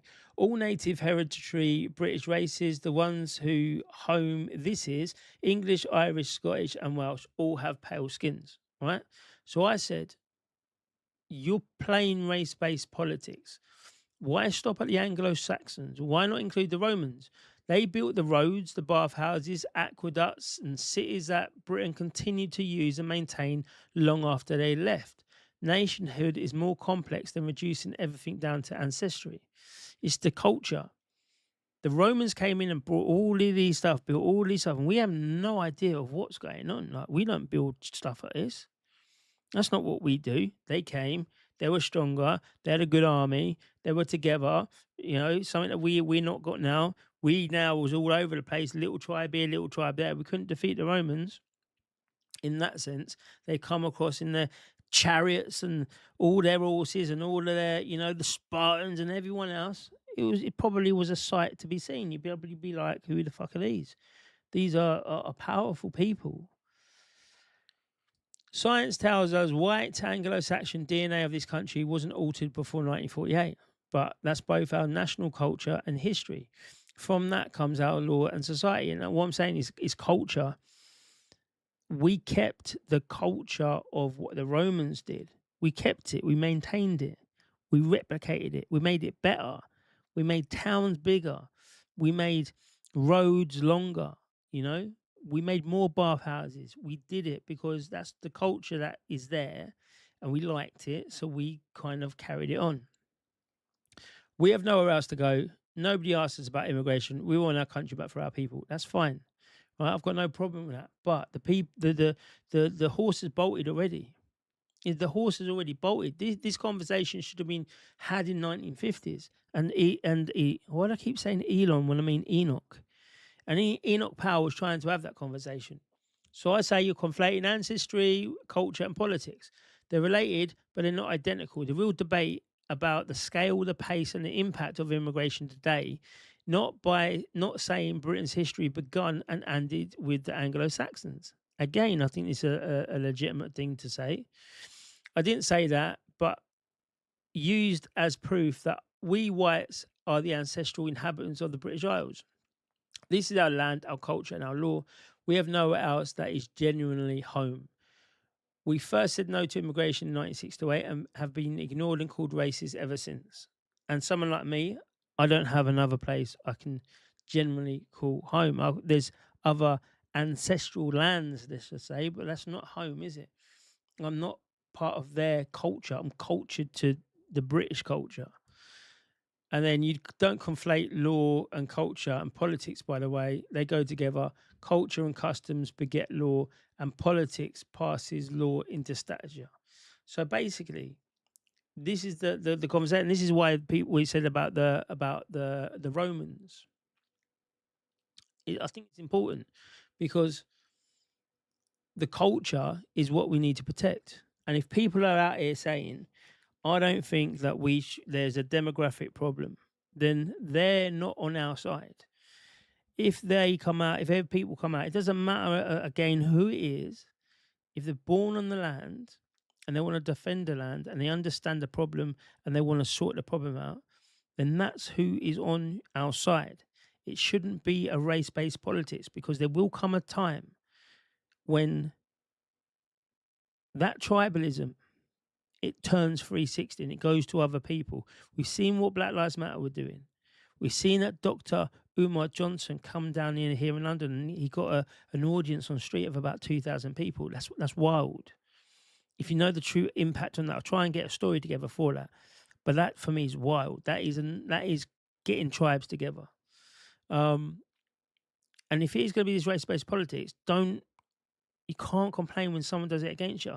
When your party suddenly gets that influx of Muslims, or the Green Party gets all an influx of whoever, and Labour gets an influx of blacks, they're just going to be using race-based politics too. And if you're saying that there's a problem now, imagine it in 10 years' time.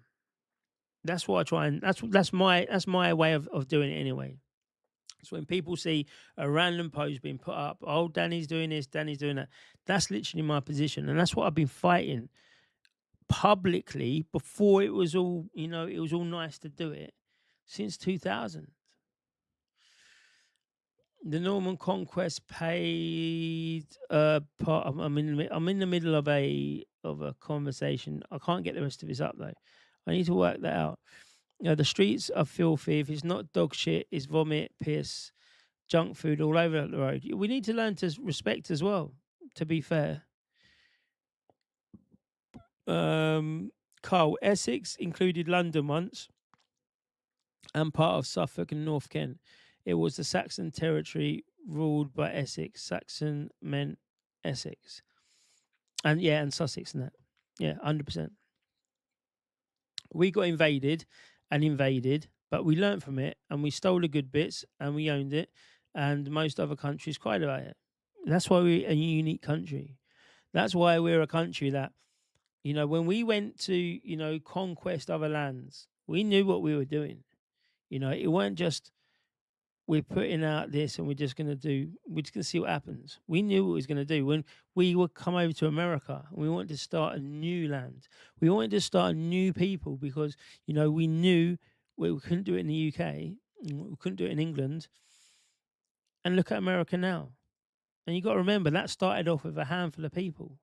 I find that fascinating, right? When you look at it in that way, it started off with a few boats of people.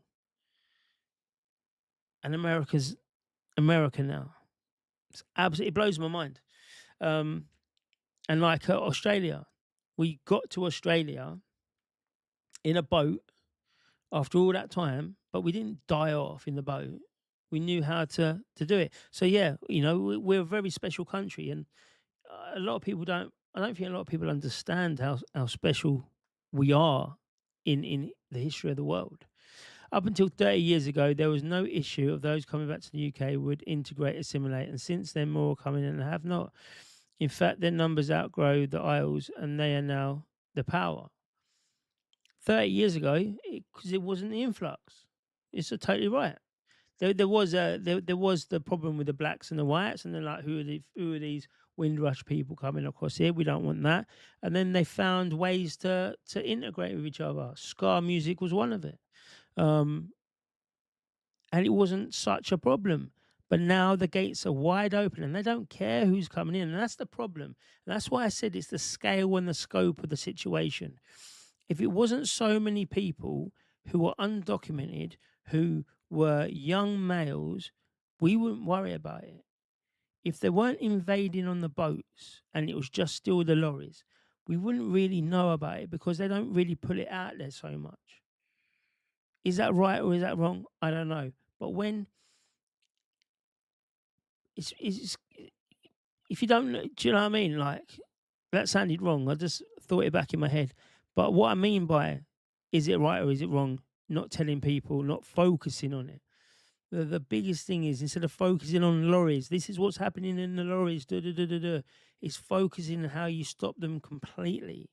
So I would prefer not to know about the lorries and be focused on that, but be hyper focused on the laws and the things that are surrounding us to stop it from happening, to stop people from coming in the hundreds of thousands that they are. But yeah, it's gone. It's getting late now. The illegal migrant crisis. Oh, we've done that. Have we gone back to the start? There are still 2,000 Moroccans still in Spain heading through Europe. So they'll be staying on a Dutch Aruba or watch. Yeah, for sure they're coming here. But again, yeah, that comes from somebody else. That comes from globalists and whatnot. Another video I should have put out, but, you know, it's summer holidays. Can't do it. You may not have noticed, but this country was always had beef with immigration. What we're going through is a culmination of hundreds of years of the elite importing cheap and thick labour to keep us under their thumb. We are a tiny island, and our forebearers have always opposed immigration. It has done, and it was controlled at one point, and that's what I mean. It's the scale and scope of it that we can't cope, and it's the people who don't care. On all sides as well, because you got to remember, there's a lot of white people who are from the university eras and the elites and that hates the UK just as much as the Islamists and the Pan-Africans and all of these ones. They hate this country just as much. And that's what we have to sort out. But because we've got the scale and scope of what's happening, we just focused on one thing. And it is, honestly, if you take out race out of the politics, then they can't control you on that. They can't control. And if you say, I don't care, we're taking it out, we're not talking about it, but we're going to talk about the specifics. But if the specifics turn out to be a specific race, then we're going to talk about it. Like the grooming gangs. Hell yeah. Spain, France, and Holland were starting to build empires. Queen Elizabeth said, build me an empire. And we had no choice. And a great empire that it was. Great empire. Scar, Prince Buster, madness. They call it madness. I love madness. And I like specials as well. I like them, and I went to see it, and I wish I never done now, because it wasn't what I thought it'd be. Yeah. Imagine they would be tired after the fight with the left liberals. That will give me you and our type need to get one up on them. We all need to get up on the liberals. Fuck the liberals. I was talking about our army. I had black friends with pictures of the Queen in their houses, and white folks weren't so royalist. 100%. Listen, I've been taught growing up, and there's a lot of people of my age, 40, 45, it's the same thing. They've been taught up to be almost over patriotic, right? To have that integration of, to say you'd be able to have conversations with all sorts of people based on the country because you've integrated yourself. And that's what it used to be. Come back with 3 black friends. Not happening. Not happening, right? We don't want you to be segregating yourself off in a way into a corner, right? It's the old man. Don't want you going off into the corner. 3 turns into 6. 6 turns into a gang. A gang then turns into, do you know what I mean? It's like, no. I have none of that shit. You're here because it's a better life than any of the other countries, right? So don't waste it and don't disrespect it. But now the people ain't getting that conversation. They ain't having that conversation. They're saying that you're entitled. Actually, the colonialists come and they raped our country and now they want, reparations for doing that. So what the fuck? You're educated. You're safe. You've got food in your belly. You can go to any supermarket and buy anything you like if you've got money in your pocket. Plus, you got money in your pocket that's not getting taken by the government in an illegal way. I know they take a lot away, but it's not just like, oh, we're going to take the money like some of them other nations out there. Do you know what I mean? What are you talking about reparations for? What are you talking about nations you've never been to? And there has always been racist idiots. Thankfully, they're in the minority, but the scale of the university morons can be reprogrammed. The thing about the conversation is when the conversation is constant online and you constantly see people, and it's normally people with no faces and their avatars, and they're saying the most wildest shit, right? Other people then will be like, whoa, I can say that, right? And that's a problem because they might not agree with it, or it's not part of their psyche, but people want to be in a tribe. People want to go together. You put 20 people in the room, 5 of each ethnicity, don't have any music, you just plonk them in the room, they all racialize up because that's what people do. You go to the things you feel familiar, and familiarity in those situations will be a skin color, right? Same as online. It's going to be that, but you're going to breed it, you're going to grow it. This country is not a racist country. It's not a racist country in any way, shape, or form, but you could breed it into it, and then all the left who are actually racist, they will then be emboldened to do more stuff, and then they'll blame it on the far right, and then it's just all sorts of madness that you're fighting fires that you don't even know where they're coming from. Whilst all the elites and the globalists and the politicians and the people that want to extract wealth from this country continue doing it without being impeded. Roy the Mortician, busies were taking immigrants to the coast in lorries so they could swim back to Spain. I saw that. If you're going to do it, Sarah White Truth.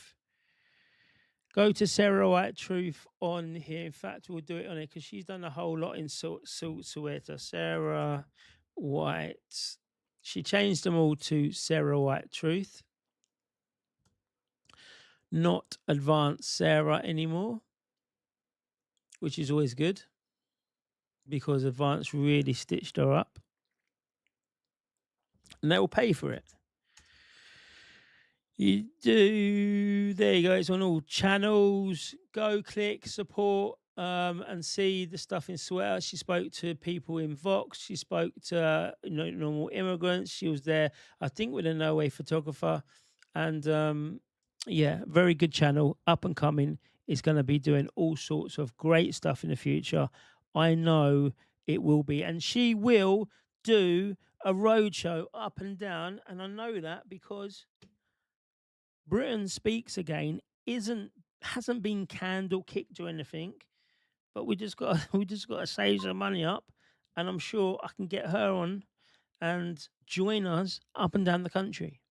She's an asset to any asset, 100% asset. Look at Nick Shirley's stream. They cashed him with a knife. Did they? When? Well, recently. I haven't seen his stuff for a little while, to be fair. That's probably why. They chased him with a knife. I thought he meant they chivved him. What's this channel about, mate? Sherry Swiss. This channel is about whatever you want it to be about. Wooten ain't what he was anymore. He's never has been. Listen, I said this. During COVID, people don't understand this. We was fighting against the globalists. During COVID, not many people had YouTube, not many people had Telegram, right? Especially Telegram. So we realized the bullshit. We went onto YouTube. They locked us down. They did all that stuff. People went on YouTube even more so. YouTube transferred over to Telegram. Alternative media now. Telegram, there were news sites specifically for the truth. That's where us truthers come from, right? From that, it grew. Freedom movements, freedom rallies, people like Fiona Diamond doing massive, great things out there. Made a whole movement, put people onto Telegram. Alternative media was there, right? We stopped that pandemic, and we stopped the forced vaccinations and all the things that were coming off the back of it, the digital ID and all of that stuff. We stopped them because we were able to get the message out and to get people to the platforms. Roll on all these times, people started then getting sacked from mainstream media. Where did they come? They got podcasts. Then they started upping the podcast. Look at this, right? Let's go. I'll show you. I don't know if it's going to be on here, actually. Now I'm going to show you. Let's see what my earliest one is. I used to do it off an iPad. I used to do a stream off an iPad. All these fucking years ago, I would stream from a iPad. And then I got a bit serious and I bought, I think it was like a £20 camera. Now it's fucking expensive in here, all of this stuff. But this is what we were doing.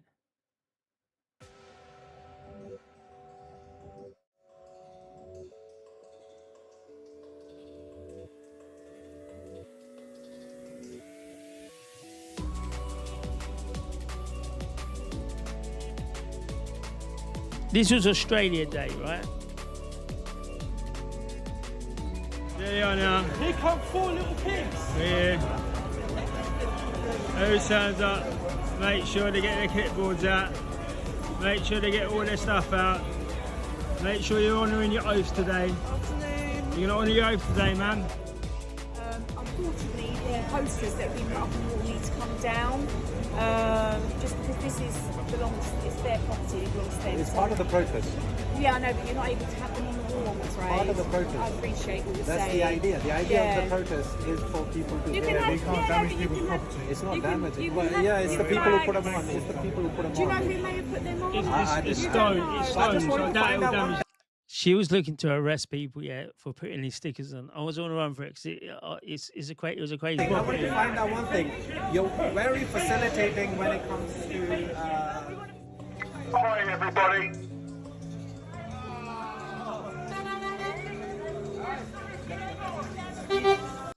And do you know what? I'm a little bit mad. I'm a little bit mad in the head. But there was no time that I've ever been part. There's nothing I've ever been part of that the people were so connected. Like, it didn't matter who you are, what you did, where they did that. It didn't matter until a few of these bastards started bringing in the Marxist elements and all of that shit. But before that, it didn't really matter, right? And it was great. Like, I look forward to Saturday protests.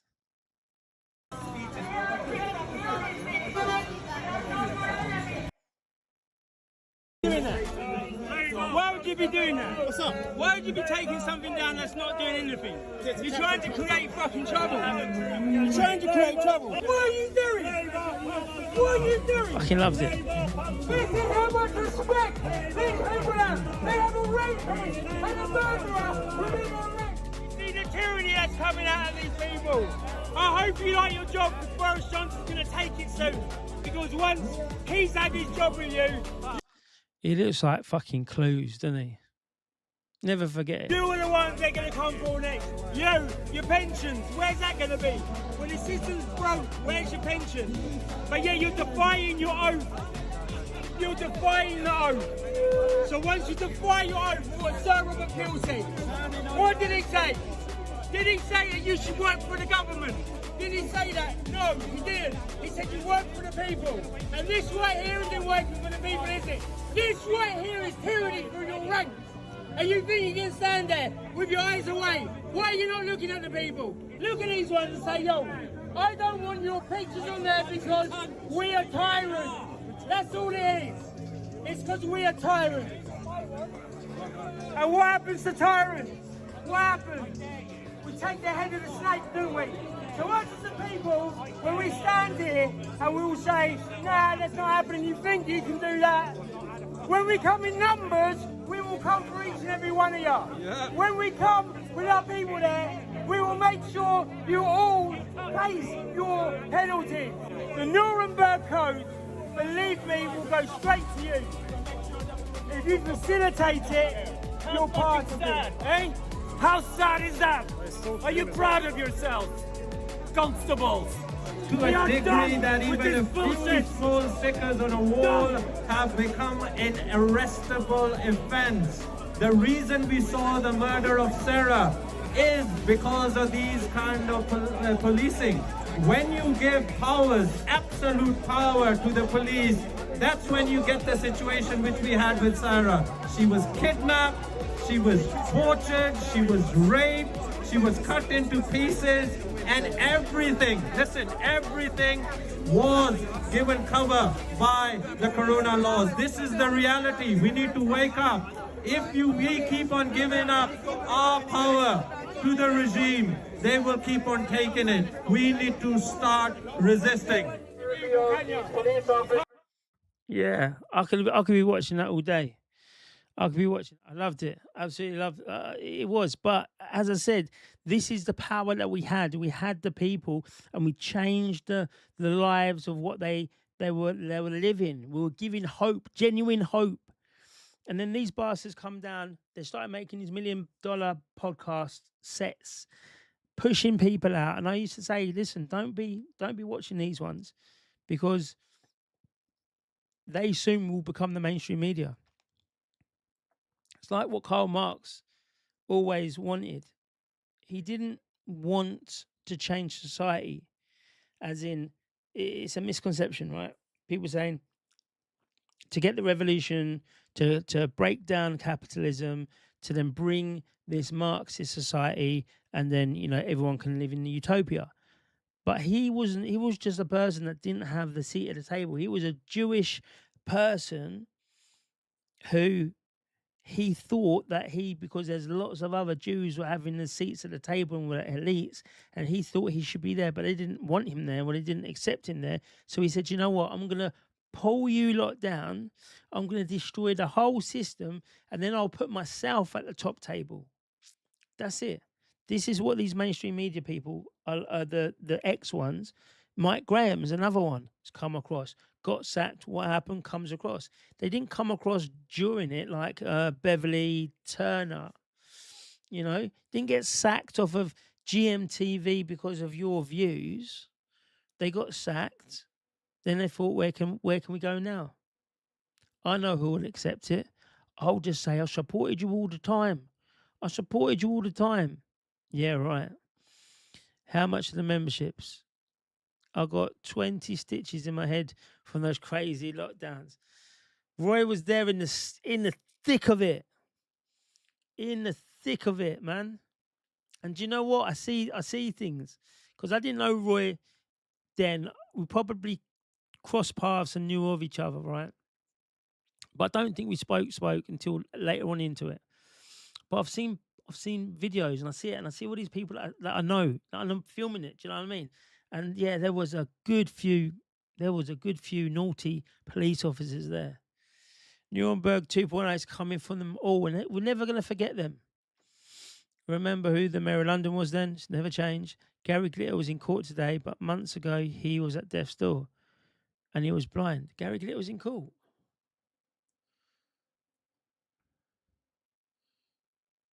Gary Glitter was in court. See, it's 1 o'clock now. See what I say? I always say I'm going to go, and then I get caught up in all sorts of madness. I thought he died, to be fair.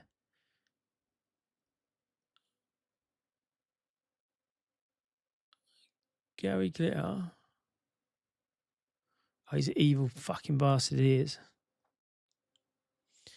Gary Glitter appears in court over historical sex offences. Oh, he don't look like he's in death's door now, does he? Paul Gadd appeared in court charged with 4 historical offences. Gadd appeared at Westminster Court on Wednesday via video link from prison. He was remanded in custody and told to appear on 2nd at the Old Bailey. Dressed in blue shirt, wearing sunglasses. Do you imagine that one from the Anne Whitaker one?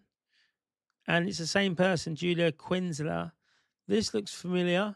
This looks like him. Imagine that. The court told defensive of one person said to have taken place in 1978 and 1981 when the complainant was 8 to 11 years old. She lived near where Glitter lived, and that's how she knew him. He gave her chocolates and invited her into his house. He's a bastard. He's an absolute fucking bastard. He's been held in Challingswood in Devon. So if anyone gets arrested in Devon, you know what to do. Anyway, people, let's go through the last bits of the chat, and then we're going to go. But big up all the support over on Kick today. Mad support there. Everyone go over to Kick. Danny Unfiltered. That will get you where you need to be. See, my voice has gone now, innit? Look at that. I don't do same. I didn't know Roy then, but we've been all at the same protest. I know it's mad, it's mental. Oh, I hear the voice. And I'm looking. Right, where is he on the video? We was at war with this. That we really was. And do you know what it was as well, Roy? And we didn't understand the gravity of it. Look how I was talking to the old Bill, and but that's the anger that we had because we knew this was serious. Like, these people wanted to force us to have these experimental vaccines, right? And if not, the Coronavirus Act said that it could take away our house, it could take away our family. There were people getting arrested left, right, and centre. People are being unalive because they weren't being allowed into hospitals and any of this stuff, right? It was absolutely mental. There was real consequences to protesting then. So everyone who got out there and stood up, right, my hat comes off all the time. And I'll always help. I'll always help a protester in the COVID times because we didn't know what was going to happen. We've never been through that before, but we still stood up. Now, where is it? Where is it? Even when Fiona does her things, the people don't come out in that necessity. But when the chips are down, the British people, we stand up. Maybe that's what we need to do. Maybe we need the chips to be down before we actually do something. I had 2 big rows in lockdowns, packed shopping centres because I wouldn't wear a mask. I know, right? They would as well. They would as well. And do you know what? If they punch you in the face, they knew they weren't going to get arrested. They'll just say, "Oh no, he's an anti-vaxxer." Gary Glitter of the Jim Will Fix It show, the pair are disgusting. Oh, did he? I bet no one believed him, Lodge. No one believed you, old man, back then. Disgusting. People acting like freaks if you never had a mask. Half the train. That was one good way you could get yourself a seat. You just go in with no mask, and you sit down, and you go, clear your throat. That's it. Like, yeah. Is that seat taken? No, you can have it. Oh, you can have it. You can have it. All right, thank you. You know they're getting up soon. And then you start playing on your phone protest music and whatever. They get up soon enough. Rebellion, Betty never. Betty was a knob. I don't know what that's about. Follow. Thank you, LTG. Follow me on here. We're gonna put it in the chat because I do want everyone to follow me on here. To be fair, on Kick, it will be a dream that we can only just do it on Kick. It really would be. It really would be. It really would be. Amen. Outrageous. Never took the jab. No, same here, man. Same here.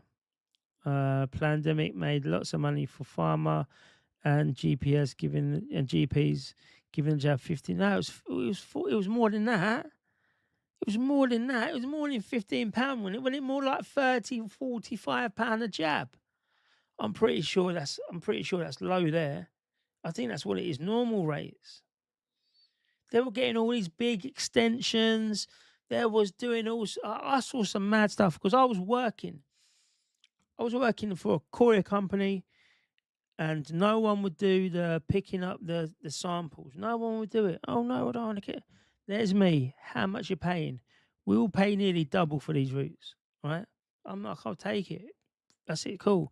I was taking when the masks first come out, with the red thing. I opened it up, pulled it out, realised it come from China. Was sending it off. Now I know some of the people were scumbags, but was sending it off to all these people, the COVID people. Look at this. Here's a mask directly. Do your tests or whatever you need to do on it. It was all sorts of stuff. I was making so much money on it as well because nobody would do it, and they were paying so much money. It was crazy. I straightened Waitrose on Kings Road to try the tyranny. They tried the tyranny on me, of all people. I know that, right? Imagine that. Yeah. They ain't doing that again, Lieutenant. I walked out of my job a week before lockdown, so I spent it gaming and looked after the old. There you go. There you go. I know so many people that either left just before, or a long time before, and then they didn't get all of that. What was it called? Oh, all that money. What was it called? Well, they'd pay you, wouldn't they? I don't even know because I was working, so I don't even. And I was self-employed anyway. But I'm sure they paid you your normal wage for sitting at home. I'm pretty sure that was. Like, imagine that. Just imagine that now. Like your normal wage, not half of it, your actual normal wage. You can't go out. You're sitting at home, and you're getting paid thousands of pounds for it. That's crazy. I love walking down the high street. I love walking down the high street, no mask. I can say it, band again is like this. It's like, right, are we ready today? Wakes up as a new day. It's like, right, yeah, we're going to do it today. Kicks open the front door, and that's it, man. This world is mine today. The virus only come out at 10 o'clock in the pubs. I know, right? And it only stayed around your tables as well. It's absolute crazy. But again, you know, I wouldn't change it. I do actually like them times. But anyway, people, it's that time of day now, we're going to go. I'm going to go. Thank you for spending time with me on the chat. I will go through the policies of Restore. And I say it all the time. I'm going to get them both together. Restore, reform. And I will do. But it's difficult. It's difficult. But we'll do it. We'll do it. We'll have a boring one. I might just do it in a video so then I can edit it and I can really cut it down. Because the last one we did, I had 16 chapters. 16 chapters in it. And this one now has got 9.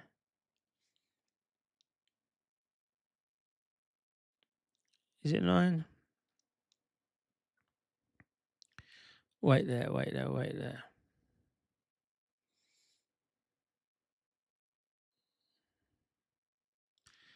Where's that one? That's that one. No, I'm not shitting with you guys. I'm really not. It's gonna go blank again for 1 minute.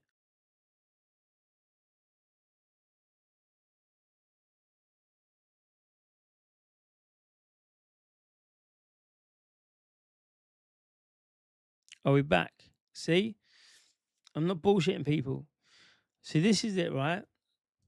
I'm not going to start going, I will start doing, I'll be like, oh, do you know what? It's actually all right. So,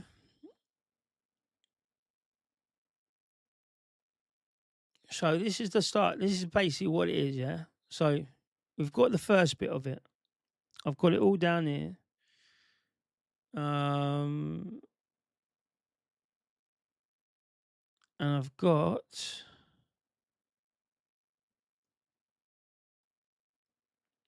So that's what it. That's the bits from the thing, and then the sources.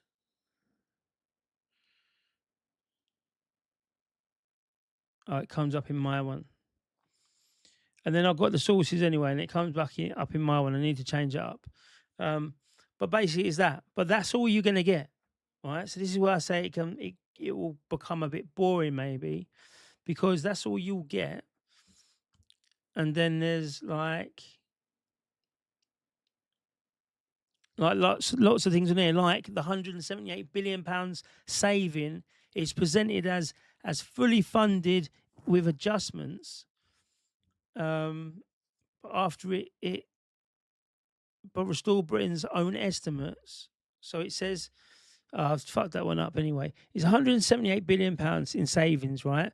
And this is presented as incremental, fully funded adjustments building up to 178 billion by 2031-32.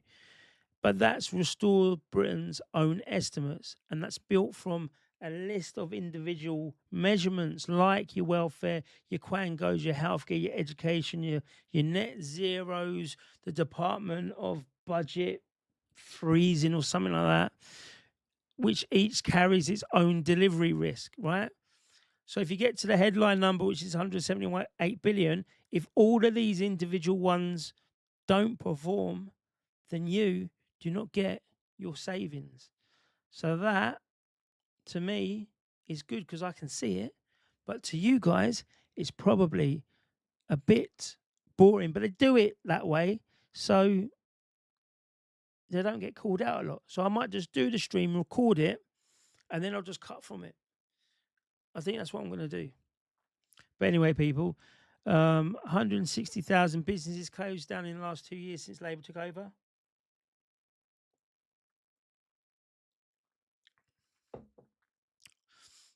Drivers started thanking, yeah, you give them a lot of business.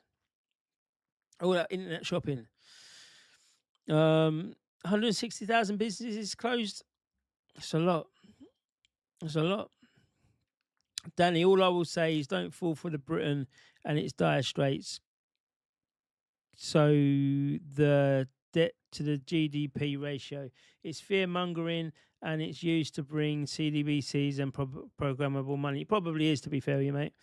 In the tune, the hospitals were getting pizzas and kebab. That's mad, isn't it? Do you know what? I went to King's Hospital. I went to King's Hospital and St Thomas's. Not a single person there. Ambulances all the way down the street. Everyone was very fucking healthy until they started killing them off. I just be like, what are all these people doing? On the TV screens, we're seeing that don't come to A&E because it's fully booked, it's full out. I'm going to A&E and all these hospitals, and there's not a single person there. Madness. LTG, thank you for tonight. Good night. God bless. Our debt has increased historically. Labour jobbers in the crap, of course, but he'll give everyone. Andy Burnham's going to give you all what you want. He's going to give you all everything you want. Because that's what Labour does. Historically, that's what it does. He's going to be the Tony Blair 2.0. He's going to give you everything you want, and people will be like, he's all right, actually. He ain't too bad. He sorted this out. He sorted that out. We've got a bit more money in our pocket. The kid's got a free something or other. Yeah, he's doing all right, actually, to be fair. We're going to vote him in again. That's what he does. But later on down the year, 15 years down the line, you can have Reform UK saying, there's no fucking money. We're 120% of the GDP. That's how much debt we owe. We have no way of clearing it. The only way we have to clear it is the way that nobody wants. He gets chucked out because he doesn't want to do it. Labour comes back in, CDBCs, straight away. Zero. There's no debt in the country. We're now a very profitable country. Only jobs left was delivering parcels for drivers. The amount of people that drove around with fucking high-vis jackets on, man. I should have bought high-vis jackets and sold them. It's incredible. The hike in Northern Ireland is crippling small businesses. We need to stop this. Nightingale's hospitals weren't getting used. They weren't, but it showed that you could do things very quickly, like immigration centres. Detention centres, that is. These guys have been in politics, ain't our friends. They would be tried if this was a sane world. Yep. Or a sane nation. I'm sure other nations are more sane. I'm sure they are. I'm sure there's many that are mental. But thank you, people, for sharing your evening with me. We've been a couple of hours now, so it's always good. It's always a pleasure doing it. Going into the early mornings. Now it is Thursday. It is Thursday, but all next week, if you don't hear from me, then it's fine, right? I'm not in any type of trouble or anything. We're just going to detox and deprogram, and then we'll come back a week later. But that's hopefully, and maybe not. Who knows? Who knows what happens? I'm a political guy, so when shit happens and I get political. I went to St Thomas's and they're both empty. I went looking for Sasha Johnson in King's because she wasn't in there, and I had all because I was picking up the vaccines. I had all the access to all the different places. And do you know the maddest thing? A place I went to, I had to go to Southampton University Hospital, and right in the basement, you go down the basement and then through these security doors, and you go to Public Health England. It's a secret lab. Like, it's mental. You drop off all these things to Public Health England, and then they were like coming back saying, "Oh, you know what? This is this is that." Then I got then with Public Health England, then I did one protest. I went back to do it, and the old work said you can't do any of the hospitals because of some online activity. We're not sure what it is, but it's come back to us that your name is not allowed to be doing it. So that cut off loads of it. Loads of it, man. But it was, fuck them. We got what we needed. 12th of August, eclipse, and the planets aligned. Rapture. Do you know what? I'm going to, 13th of August, if I don't do anything, 13th of August, check this channel. Check this channel. And let's see what we can get. Night, everyone. Night. Keep up the fights, mate. We're here with you. No, I'm here. We're all here together. We're all fighting this together. Believe you me. It's even though sometimes I might feel a bit like disheartened or whatever, the fight's still on. Thank you, Lodger. Thank you. And yet again, everyone else. Thanks for coming here. And yeah, we'll do it again this week, probably next couple of days. Maybe tomorrow. Who knows? But we're going to do it. Everyone, stay safe. Keep your senses. Yeah. Don't get caught up. Be safe. And I'll see you on the next one. And until then, see you later.